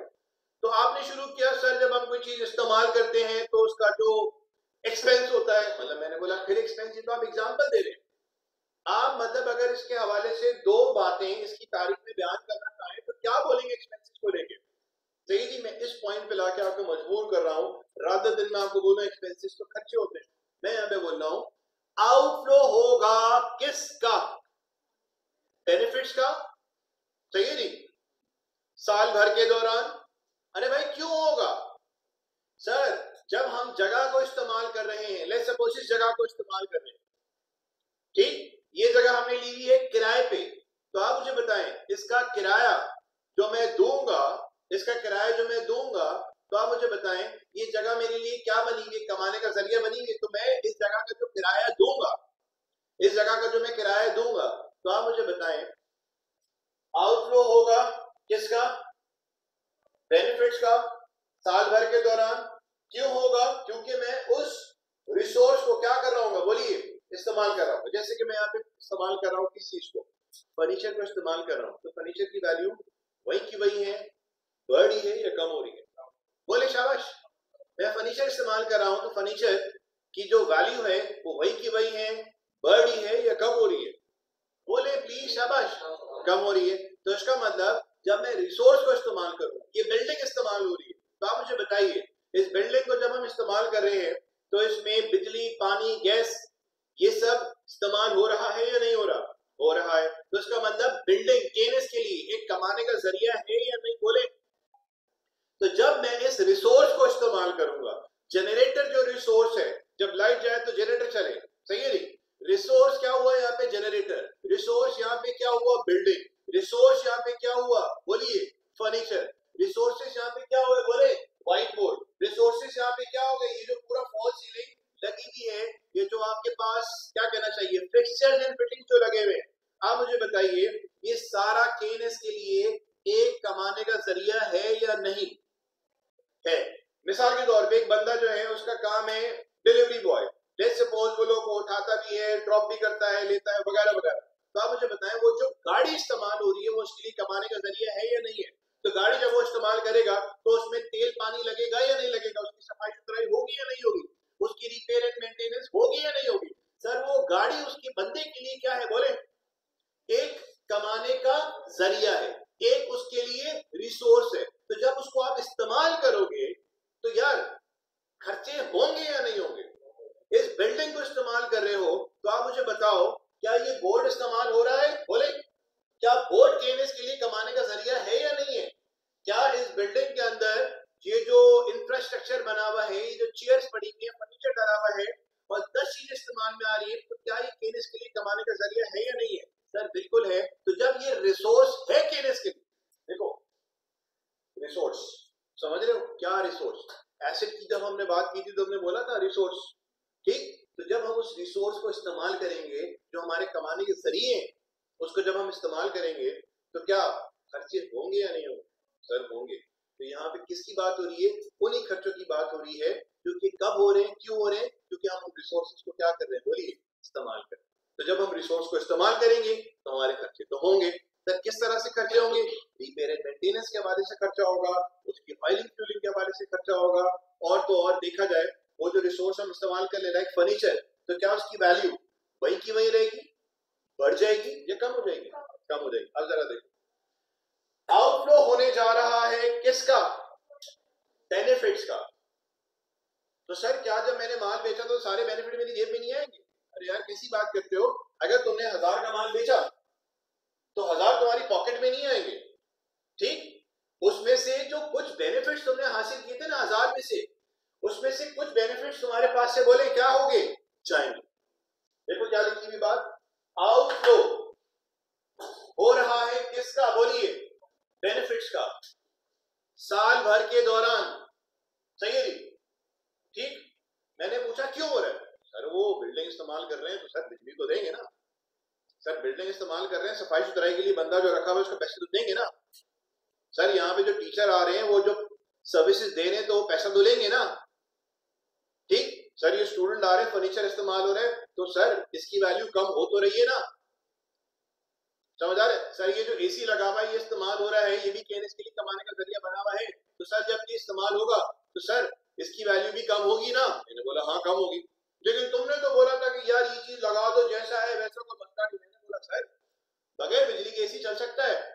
बगैर ऑयल फ्यूल के जो है क्या जनरेटर चल सकता है? क्या रोजाना की बुनियाद पे सफाई होती है जगह की नहीं होती? सर ये सारे कमाने के जराए तो हैं, लेकिन इनसे फायदा हासिल करने के लिए सर खर्च तो करना पड़ेगा ना यार। जब खर्च करेंगे तो इसका मतलब वो जो बेनिफिट्स हमारे पास आ रहे थे उसमें से हमारे पास बेनिफिट्स का क्या होगा, बोलिए, आउटफ्लो भी होगा। तो आउटफ्लो हो रहा है किस चीज का, बोलिए, बेनिफिट्स का, साल भर के दौरान। सही जी, क्यों हो रहा है? क्योंकि हम लोग रिसोर्सेज को क्या कर रहे हैं, बोलिए, इस्तेमाल कर रहे हैं। रिसोर्सेज को क्या कर रहे हैं, बोले, इस्तेमाल कर रहे हैं। और तो और दूसरी तरफ क्या हो रहा होगा, उनकी वैल्यू में भी क्या आ रही होगी, बोलिए, कमी आ रही होगी। तो किस सारे सिनेरियो में एक्सपेंसेस का, एक्सपेंसेस को अगर सिंपल हम ये बोले खर्चा तो गलत नहीं है, लेकिन मैं बोलता हूँ यार इतना अच्छा आपका चेहरा है, जरा दो अल्फाज बोल दो ना एक्सपेंसेस के हवाले से। एक्सपेंसेस को एक्सपेंसेस ही लिख दिया या एक्सपेंडिचर लिख दिया। मैंने बोला ये नहीं मुझे मालूम करना, मुझे आप बताएं तो सही, दो बोल तो बोले, तो आप कुछ तो बोलोगे ना। वो क्या बोलोगे? सर देखें वो जो हमारे पास बेनिफिट्स का इनफ्लो हुआ था ना वो सारा हमारी जेब में नहीं जाएगा सर, उसमें से हम तेल पानी बिजली गैस तनख्वाह ये वो सब देंगे। सर ये जो दे रहे हैं ना इसको हम लोग अपना क्या बोलते हैं? मैंने बोला क्यों दे रहे हो? सर वो जब रिसोर्सेज को इस्तेमाल करेंगे तो खर्चे तो होंगे। देखो मैं सिंपल ये बात बोलता ना कि एक्सपेंस क्या है, खर्चे। आप भी खुश खुश, मैं भी खुश खुश, लेकिन when it comes to writing तो उस वक्त आप क्या लिखते हैं? उस चीज को लिखने के लिए मैंने यहाँ पे थोड़े से आपके दिमाग की ट्यूनिंग की है। अब देखें एक्सपेंसेस हमारे पास दो तरह के आते हैं। एक कौन सा होता है, बोलो शाबाश, रेवेन्यू एक्सपेंस। दूसरा कौन सा होता है हमारे पास, कैपिटल एक्सपेंस। सर ये रेवेन्यू एक्सपेंस क्या है? ये वो खर्चे हैं जो कि रोजमर्रा की बेसिस पे हो रहे हैं अपने कारोबार को रवा दवा रखने के लिए। ये वो खर्चे हैं जो हो रहे हैं रोजमर्रा पे अपने कारोबार को रवा दवा रखने के लिए। तो आप बता सकते हो कि आपके घर को ही लेके अगर हम बात करें, सही है, तो ऐसे कौन से खर्चे हैं जो कि रोजमर्रा की बेसिस पे हो रहे हैं? डबल रोटी, अंडे, ठीक, और बटर, साथ में कुछ लोग डिफरेंट चीजें खा रहे होते हैं, पापे शापे भी खा रहे होते हैं, खर्चा है, चलो ये नाश्ते को और करके आए। और इसके अलावा कोई खर्चा नहीं होता जो अम्मा अब्बा और बोल रहे होते हैं बेटा इतने खर्चे खर्चे खर्चे करते रहते हैं, हम रोज यहाँ पे आ रहे हैं, ये भी खर्चा, ठीक है जी। और कभी कोई पानी वाला आ रहा है, चलो वही वो अपने आरओ प्लांट से पानी मंगवा रहे हैं, या कोई खाना पीना चल रहा है, फूड पांडा जिंदाबाद, उसने भी बहुत खराब कर दिया है। ये खर्चे आपको बाजार नजर आ रहे हैं। अच्छा, वो जब आप शोर कर रहे होते हैं बेटा इसी तरीके से चलाओ, लेकिन इतना नहीं कि हर वक्त तुम लोग की बात की क्या मत वगैरह वगैरह, समझ रहे हो? तो बिजली का बिल यानी कि खर्चे। आप बताओ, ये तो घर के खर्चे जिसको आपने फौरन पकड़ लिया, तो क्या कारोबार करने के लिए खर्चे नहीं होते? यहाँ पे अगर आप ऑब्जर्व करते हो तो ये जो बिजली चल रही है, लाइटें भी चल रही है, एसी भी चल रहा है, मार्केट भी इस्तेमाल हो रहे हैं, ये भी चल रहा है, बंदा आ रहा है, सारा सेटअप, क्या ये मुफ्त में काम कर रहे? नहीं सर, खर्चे। ये वो खर्चे हैं जो कि सालों में या महीने में एक दफा हो रहे होते हैं, मुसलसल की बुनियाद पर होते हैं, मुसलसल की बुनियाद। उसका मतलब वो खर्चे जो कि मुसलसल की बुनियाद पे हो रहे हैं, किस लिए? कारोबार को रवा दवा रखने के लिए। उन खर्चों का हम नाम क्या देंगे? बोलिए, रेवेन्यू एक्सपेंस। यानी कि ये वो खर्चे जो कि इनकर हो रहे हैं in running the business on a day to day basis. Example जरा अपने पास नोट कर लीजिए, एग्जांपल नोट कर लीजिए। और क्या कहते हैं, rent comma electricity comma wages slash salaries,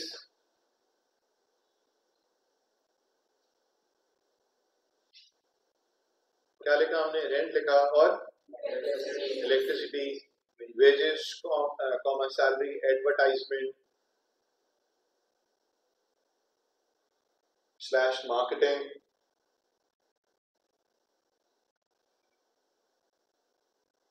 comma repair and maintenance, repair and maintenance,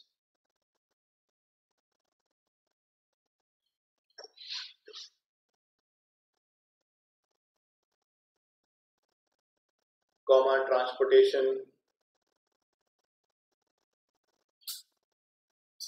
comma insurance,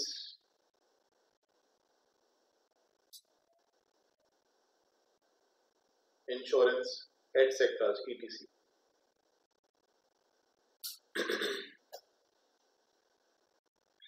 क्या लिखी हमने बात? जगह का किराया जो जा रहा है। सर वो तो किराया महीने के एंड में देंगे ना, शुरू में देंगे, ठीक, लेकिन वो तो होता 30 दिन का है ना। तो उसका मतलब अगर मैं जगह किराया भर रहा हूँ, लेट्स सपोज 50,000, तो उसको अगर स्प्रेड करूंगा तो एक दिन की तो कॉस्ट निकल आएगी ना, आपको पता चल जाएगा कि भाई एक दिन का कितना है। जो किराया है वो आपका कौन सा खर्चा है? बोलिए, रेवेन्यू एक्सपेंस। जो बिजली का बिल, जो पानी का बिल, जो गैस का बिल, जो रिपेयर एंड मेंटेनेंस, जो ऑयलिंग फ्यूलिंग, ठीक, ये सब कौन से खर्चे हैं सर? किसी भी कारोबार को रवा दवा रखने के लिए आप जो खर्चे करते हो, चाहे खर्चे छोटे हो चाहे खर्चे बड़े, उन खर्चों को हम नाम क्या देते हैं? बोलिए, रेवेन्यू एक्सपेंस। मेरे भाइयों बहनों, जल्दी से मुझे बताइए आसान अल्फाज में, एक्सपेंस है क्या? सर जब हम माल बेचते हैं तो रेवेन्यू जनरेट करते हैं तो बेनिफिट्स का इनफ्लो होता है, वो सारी जेब में नहीं जाती। सर उसमें से बेनिफिट्स का आउटफ्लो भी होगा। क्यों होगा? क्योंकि सर हमने बिल्डिंग इस्तेमाल करेंगे ना, तो बंदे रखे हुए हैं, उनकी तनख्वाह किसी को फिक्स पे रखा हुआ है, किसी को दिहाड़ी पे रखा हुआ है। खाली ये नहीं सर, वो बिजली पानी गैस कोई चीज टूट फूट गई तो सर ये तो देखें, कारोबार करेंगे ना तो हर कारोबार में ये तो होते हैं। तो आउटफ्लो हो रहा होगा किसका? बेनिफिट्स का, साल भर के दौरान, महीने भर के दौरान, हफ्ते भर के दौरान। सही है जी। क्यों हो रहा होगा? क्योंकि उन जराए को, जो कमाने के जराए जब उनको इस्तेमाल करेंगे तो सर खर्चा तो होगा, ये तो होगा। और तो और वो जो इक्विपमेंट है, बिल्डिंग है, मशीनरी है, सर जब उसको इस्तेमाल करेंगे ना, तो एक और अच्छी बात बताऊं या बुरी खबर सुनाऊं, सर उनकी वैल्यू वही की वही नहीं रहेगी, उनकी वैल्यू बढ़ेगी भी नहीं, उनकी वैल्यू नॉर्मली क्या हो जाएगी? कम हो जाएगी। यहाँ पे मैं एक अल्फाज इस्तेमाल नहीं करना चाह रहा, वो कौन सा अल्फाज होता है? डेप्रीशिएट का। वो डेप्रीशिएट पता ही नहीं है हमें, लेकिन मैं क्या बोल रहा हूँ, जब मैं बिल्डिंग इस्तेमाल करूंगा, मशीनरी इस्तेमाल करूंगा, तो उनकी वैल्यू में क्या आ जाएगा? कमी आ जाएगी। मैं डेप्रीसिएशन का यहाँ पे वर्ड इस्तेमाल नहीं करना चाह रहा, क्योंकि अभी पता ही नहीं। तो बेशक सुना हुआ भी होगा, पढ़ा हुआ भी होगा, लेकिन मैं यहाँ पे इस्तेमाल कर ही नहीं रहा, ठीक। मैं सिंपल क्या बोल रहा हूँ? Fall in the value of N. तो बेसिकली क्या है? दिस इज डेप्रीसिएशन, लेकिन मैं इस्तेमाल नहीं कर रहा। तो डेप्रीसिएशन भी बिजनेस का क्या है? बोले, एक्सपेंस। सर एक्सपेंसेस होते कितने तरह के? दो तरह के होते। एक होता है वो खर्चा जो कि रोजमर्रा की बेसिस पे हो रहा है। अब देख लो आप कौन कौन से खर्चे जो कि रोजमर्रा की बेसिस पे हो रहे हैं, ठीक। क्यों हो रहे हैं? सर कारोबार को ना रवा दवा रखने के लिए खर्चे हो रहे हैं, उनका नाम क्या है? बोले, रेवेन्यू एक्सपेंस। और सर कुछ खर्चे पता है जो हो रहे हैं, उनको नाम तो हम खर्चे का देते हैं, लेकिन वो खर्चे ना बड़े बड़े अमाउंट के होते हैं, और वो कभी कभार होते हैं, सालों में कभी एक आध। उन खर्चों का नाम क्या है बोले? Capital expense. आपने मुझसे पूछा इसमें होता क्या, मैंने बोला यार नॉन करंट एसेट के बारे में आप जान चुके हो। नॉन करंट एसेट क्या है? वो चीज जो कि खरीदी जाए या बनाई जाए इस्तेमाल करने के लिए, वो चीज जो खरीदी जाए या बनाई जाए किस लिए बोले? इस्तेमाल करने के। उनकी लंबी जिंदगी होती है और उनसे लंबे अरसे तक क्या होता है? फायदे हासिल हमें होते हैं। तो आप मुझे बताएं, अगर मैं मशीनरी खरीद रहा हूँ तो मशीनरी 2, 4, 5 हजार रुपए की होगी? नहीं सर, अगर हमारा कारोबार है तो मशीनरी लाखों करोड़ रुपए की मशीनरी होती है। तो मशीनरी को सुनना, जब हम एक्वायर करते हैं, परचेज करते हैं, इक्विपमेंट को एक्वायर करेंगे या परचेज करेंगे या बिल्डिंग को खरीदेंगे या बनाएंगे, सही है? डन। छोटा मोटा खर्चा नहीं है, ये बहुत बड़ा खर्चा है। तो नॉन करंट एसेट को एक्वायर करने के लिए या नॉन करंट एसेट को मैन्युफैक्चर करने के लिए जो खर्चा होगा उस खर्चे का नाम बोलिए यहाँ पे क्या है? Capital expense. तो कैपिटल एक्सपेंस जब मैं करूंगा तो मेरे पास किस चीज में इजाफा होगा? नॉन करंट एसेट में इजाफा होगा। जब मैं कैपिटल एक्सपेंस करूंगा तो मेरे पास किस चीज में इजाफा होगा? बोलिए, नॉन करंट एसेट में इजाफा होगा। सर फर्नीचर खरीद रहा है, बताएं ये क्या है? बोला एसेट तो है। कौन सा एसेट? जरा प्लीज, इसमें सिर्फ बहस हमने करनी है। फर्नीचर खरीदा है भाई, केएनएस वालों ने फर्नीचर खरीदा। आपने मुझसे आके पूछा सर केएनएस ने फर्नीचर खरीदा है, क्या है? बोला एसेट है। कौन सा एसेट? मैंने बोला नॉन करंट एसेट। कोई खर्चा हुआ नाम दोगे? मैंने बोला सर कैपिटल एक्सपेंस जब होता है ना तो non current asset. Capital expense जब होगा तो क्या आएगा? बोले non current asset. Sir KNS वालों ने एसी लगाया, बताइए ये क्या है? मैंने बोला एसिड है। आपने बोला कौन सा एसिड है? मैंने बोला नॉन करंट है। सही है जी। आपने बोला यार नॉन करंट एसिड जो तुमने कर रहे हो केएनएस ने एक्वायर किया, खर्चा तो हुआ ना? मैंने बोला सर खर्चा तो है।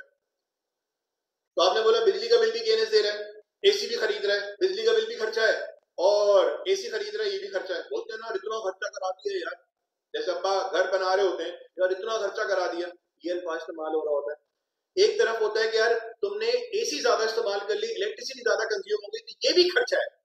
तो देखो अगर हम इन दोनों खर्चे को बोलना चाहें, कैटेगरी में डालना चाहें, तो बिजली का बिल 10,000 के बजाय 25,000 आ जाए ना, सही है जी, कारोबार के हवाले से भी, तो वो कौन सा खर्चा है बोलो? Revenue expense. और एसी 50,000 के बजाय तुम 1.5 लाख का लगवा लो, खर्चा तो है लेकिन कौन सा खर्चा है?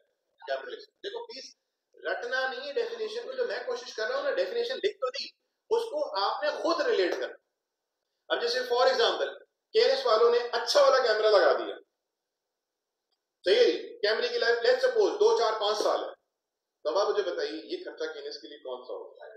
कैपिटल। ठीक है जी। इसी तरह से लैपटॉप खरीद लिया, हो सकता है कि कुछ इदारों के लिए ये कैमरे, ये लैपटॉप, ये बड़े खर्चे ना हो। अगर बड़े खर्चे हैं भी तो बोले भाई हमारा रोजमर्रा का खर्चा, समझ रहे हो बात? क्योंकि सर हर हफ्ते हमें एक नए कैमरे की जरूरत होती है, समझना बात, हर हफ्ते हमें नए कैमरे की जरूरत होती है। अब आप मुझे बताएं इस सूरत हाल में क्या होगा?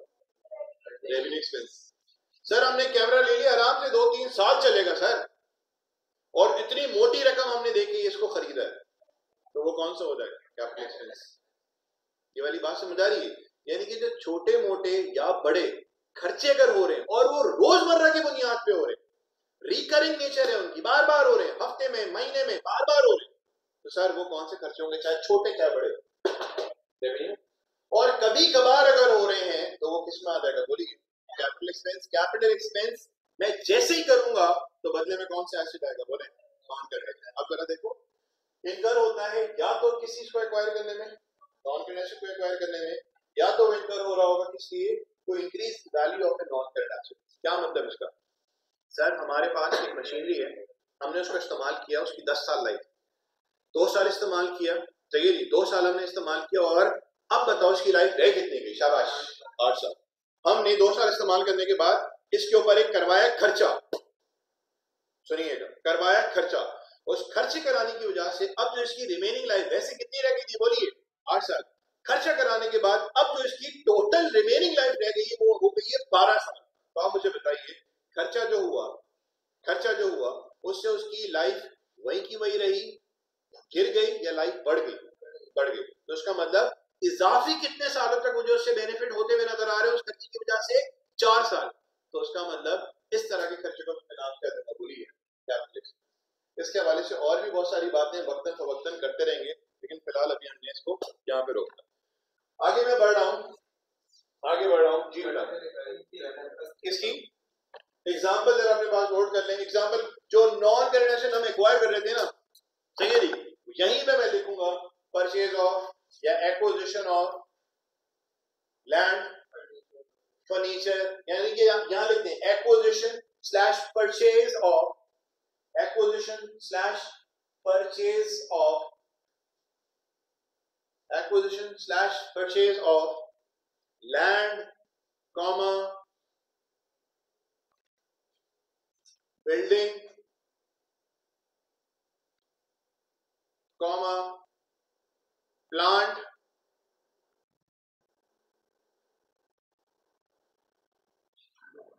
कॉमा इक्विपमेंट कॉमा फर्नीचर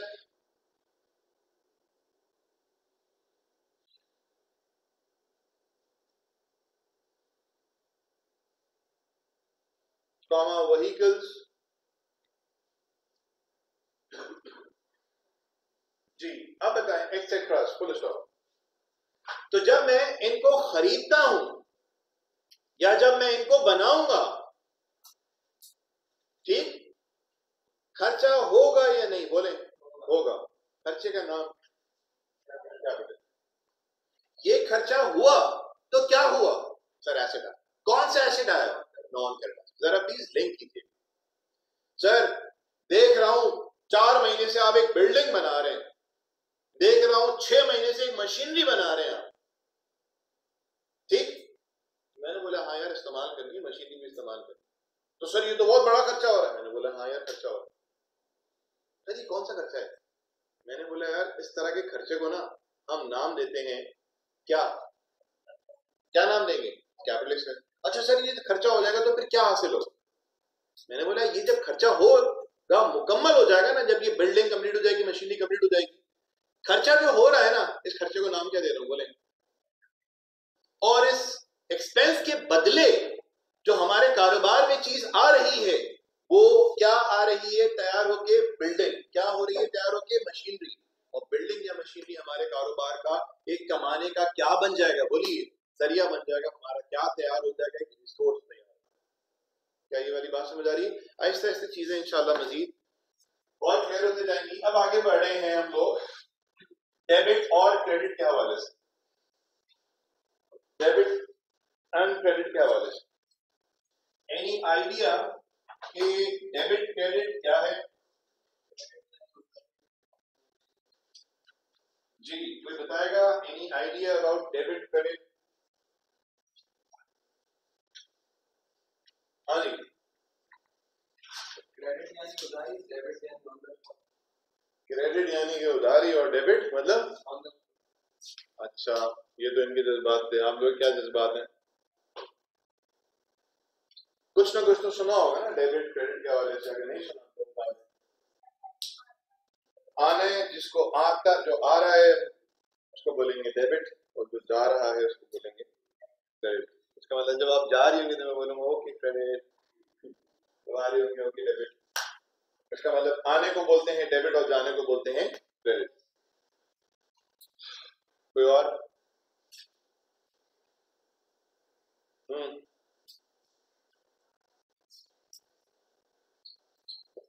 इन accounts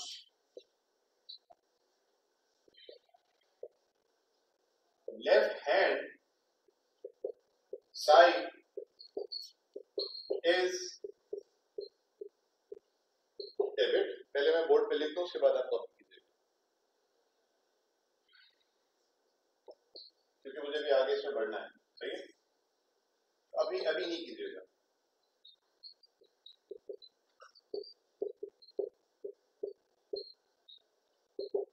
अब सुनिए, अकाउंटिंग की लैंग्वेज में, अकाउंटिंग सर क्या है? अभी आपने बोला लैंग्वेज। मुझे बताइए, आप आज तक उर्दू पढ़ते हुए आए, उर्दू क्या बस ऐसे ही उर्दू है या कोई उर्दू एक लैंग्वेज है? लैंग्वेज है। इसी तरह से सिंधी भी एक लैंग्वेज है, इसी तरह से इंग्लिश भी एक लैंग्वेज है। ऐसा है कि नहीं? इसी तरह से आपने मैथ्स पढ़ी है, तो मुझे बताइए मैथमेटिक्स भी एक लैंग्वेज है? कैसी लैंग्वेज? प्लस माइनस, ये मैथ्स में इस्तेमाल होते हैं ना अल्फाज, मल्टीप्लिकेशन, डिवीजन, ऐसा है कि नहीं? स्टैटिस्टिक्स की बात करें तो वो भी लैंग्वेज पे बेस कर रहा है। इंग्लिश ग्रामर भी किस पे बेस कर रहा है? एक लैंग्वेज है। तो जितने भी आज तक आप सब्जेक्ट पढ़ते आए, चाहे फिजिक्स की बात करें, केमिस्ट्री की बात करें, बायोलॉजी की बात करें, ये सब क्या है? लैंग्वेज है या नहीं? सिंपल इतना बताएं सर, ये लैंग्वेज। तो हर लैंग्वेज के अंदर उसके अपने जार्गन्स होते हैं, अपनी टर्म्स होती हैं, उनके फिर मीनिंग होते हैं, ऐसा है कि नहीं? अकाउंटिंग भी बिजनेस की एक लैंग्वेज है जिसके अंदर टर्म्स हैं, डिफरेंट जार्गन्स हैं, ठीक? और हर लैंग्वेज बेस करती है रूल्स पे। जैसे मैथ्स में रूल्स क्या है? Plus plus plus, plus minus minus, इसी तरह से माइनस माइनस वगैरह वगैरह, बॉड मैथ्स के रूल्स। स्टैट्स में भी प्रोबेबिलिटी में रूल्स आ रहे होते हैं। कंप्यूटर पढ़ते हैं तो कंप्यूटर एक लैंग्वेज है या नहीं है? उसके अंदर भी उसके जार्गन्स, उसके सिंबल्स, ठीक, उसके रूल्स। यार एक्सेप्ट कर रहे हैं बात जो आज तक आप काम करते आए? तो इसका मतलब हर चीज, हर सब्जेक्ट की एक लैंग्वेज है, और लैंग्वेज बेस किस पे करती है? बोले रूल्स। तो before understanding the rules of that particular language, हम कुछ उसके टर्म्स को पहले समझते हैं, उसके अंदर जो जार्गन्स जो इस्तेमाल होने जा रहे हैं पहले उसको समझते हैं, और उसके बाद फिर उसके ऊपर हम लोग क्या लगाएंगे? रूल्स। तो हमने सुना कि सर अकाउंटिंग में होता है डेबिट, अकाउंटिंग में होता है क्रेडिट। सर ये डेबिट क्रेडिट है क्या? ये अकाउंटिंग के अंदर सिर्फ जार्गन्स हैं, ठीक? अकाउंटिंग के अंदर ये जार्गन्स हैं जो कि मुसलसल की बुनियाद पर इस्तेमाल होते हैं। सर इसका मतलब क्या है? ठीक, अकाउंटिंग में जो लेफ्ट साइड है, ठीक, उसको बोलते हैं डेबिट। इसको लिखते हैं,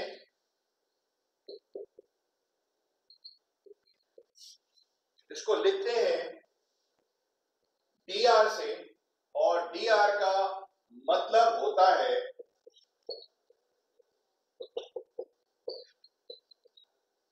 डेबिट रिकॉर्ड, ठीक? लिखते हैं सीआर से, और सीआर का मतलब होता है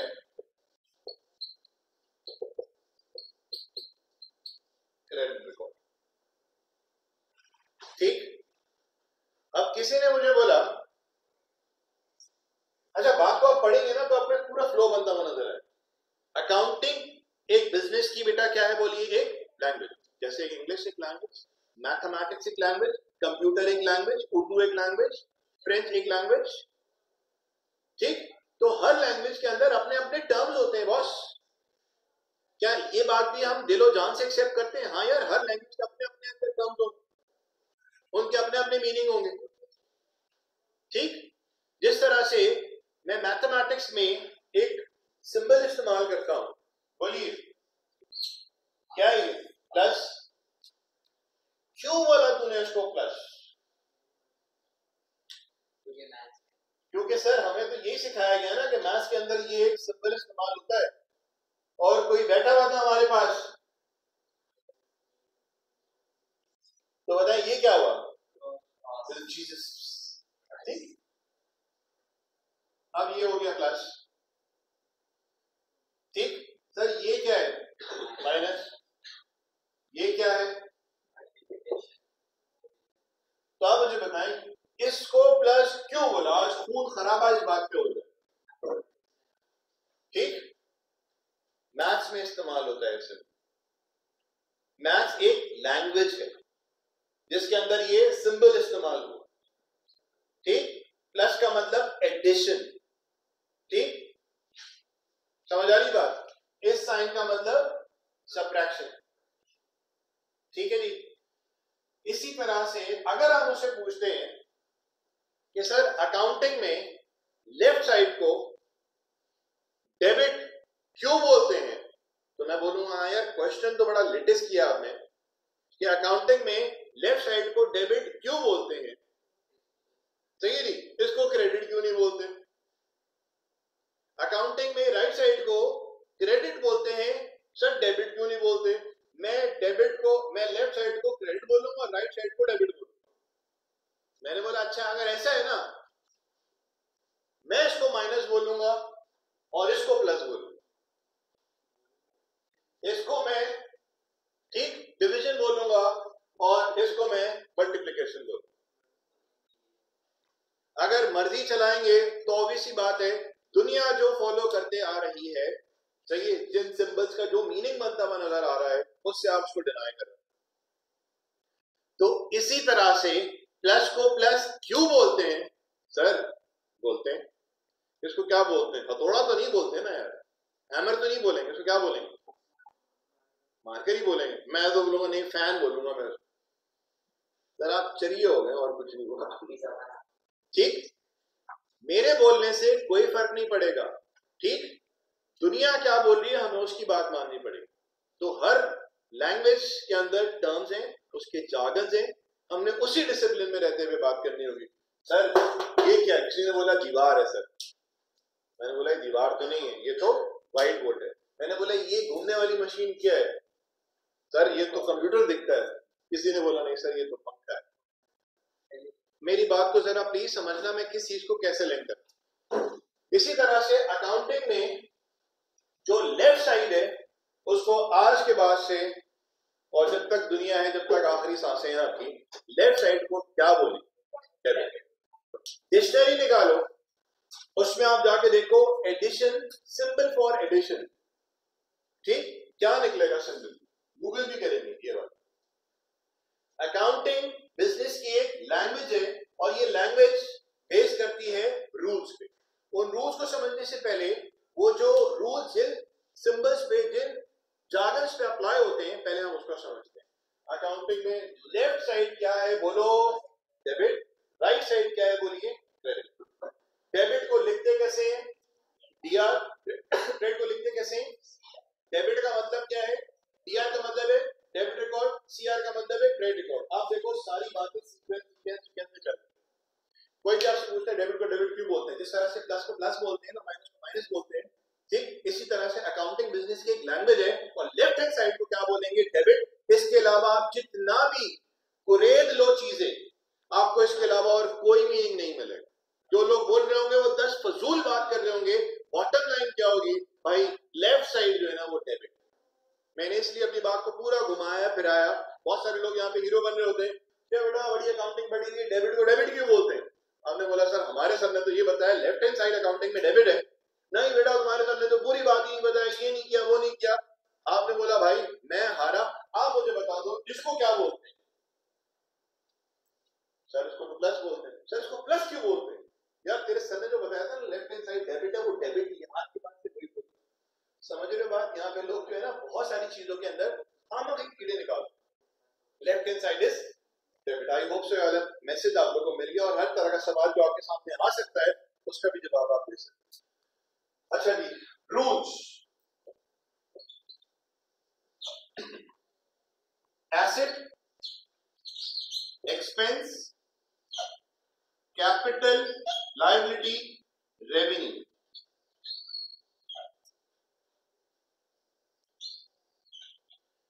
एसेट एक्सपेंस जब बढ़ेगा,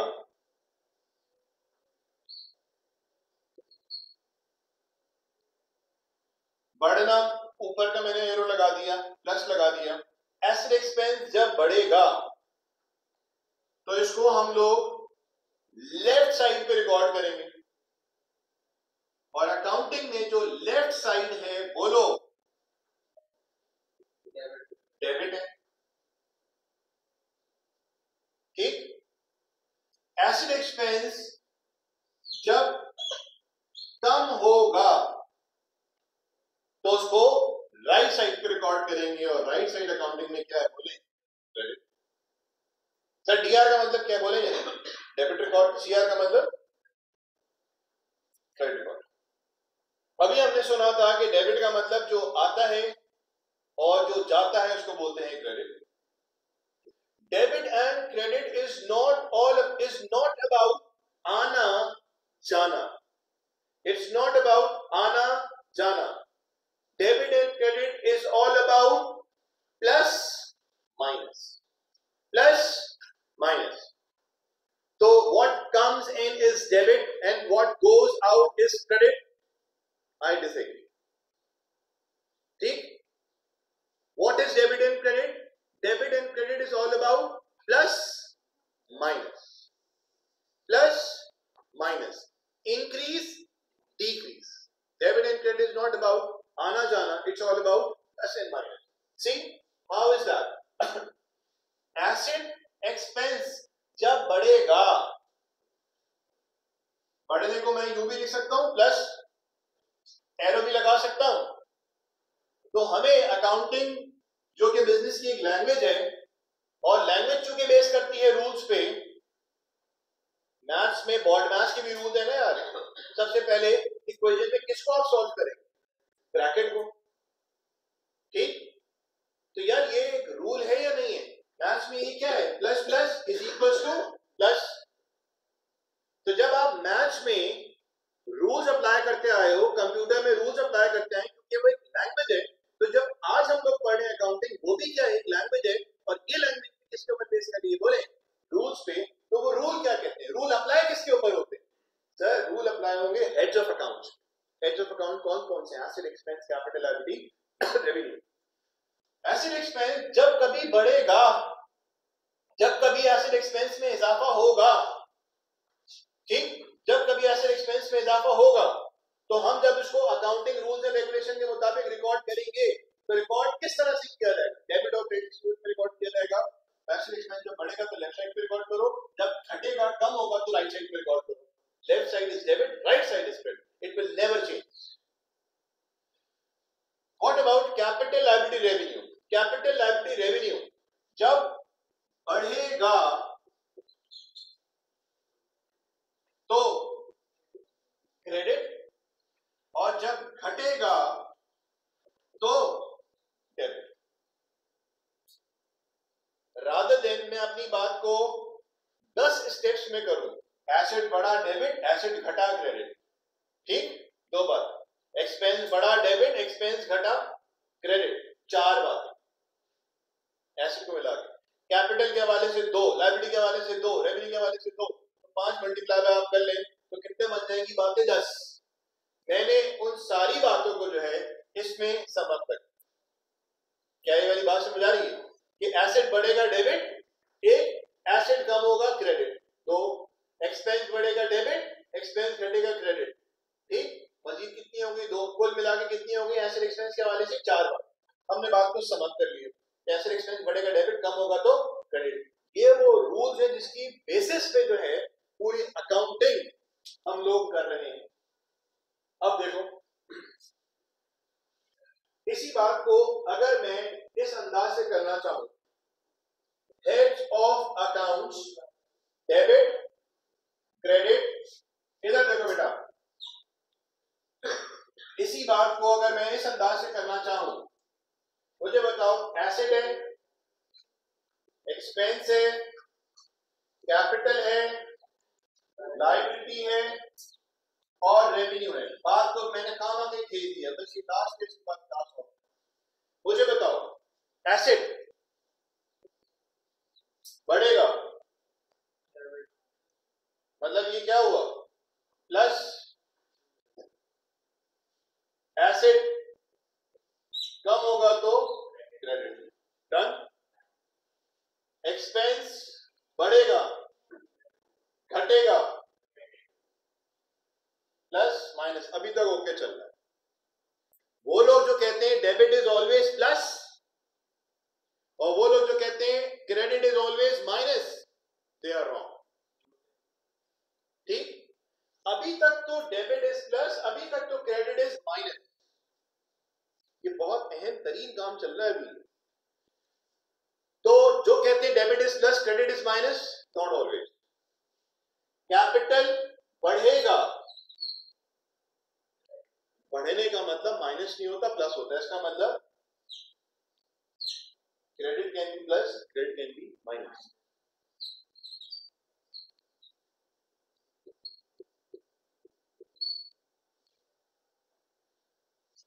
कैपिटल लायबिलिटी रेवेन्यू जब घटेगा तो बोलो, इसका मतलब debit and credit, debit and credit is all about plus minus या increase decrease. Debit and credit is not आना जाना. क्लियर? जिन्होंने बताया वो किस हवाले से बताया, हो सकता है उनका बताने का तरीकेकार कुछ हो, लिखा कुछ और, ठीक, उनको भी गलत नहीं बोल रहे, लेकिन आप खुद देखो सबने यही रूल्स पढ़े जो कॉमर्स वाले हैं, तो debit can be plus can be minus, whereas debit का मतलब हमेशा प्लस, ये वाली बात इस तरह से याद नहीं रखनी। देखो डेबिट प्लस भी है, डेबिट माइनस भी, यही वाली बात को मैंने और करके देखो, डेबिट प्लस भी है, डेबिट माइनस, डेबिट प्लस भी, debit minus. So debit and credit is all about plus and minus. So debit and credit is all about plus and minus. ये बात ठीक, एक बात debit can be plus minus, whereas credit can be, it's not about आना जाना, ठीक। तो अब आप ये देख लो, आज के बाद से कोई ये नहीं बोलेगा डेबिट इज आना, क्रेडिट इज जाना। अगर ऐसा है तो अपनी जाना कभी बोल देना, कभी क्रेडिट, ठीक। Debit can be plus minus, credit can be plus minus, ठीक है बेटा। इंशाल्लाह देखिए कल शायद क्लास ना हो, और अगर कल होती है तो दोपहर में होगी नमाज के बाद, अदरवाइज सैटरडे को इंशाल्लाह होगी, और फिर संडे को भी क्लास है। अब हमारा हैंडआउट मैं आपके साथ शेयर करूंगा, जिसके अंदर सिर्फ प्रैक्टिस प्रैक्टिस प्रैक्टिस, उंगलियां आपकी इंशाल्लाह घिसने वाली, और अब हमारा काम शुरू हो जाएगा डबल एंट्रीज के हवाले से, ठीक है बेटा। इंशाल्लाह फिर मिलते हैं।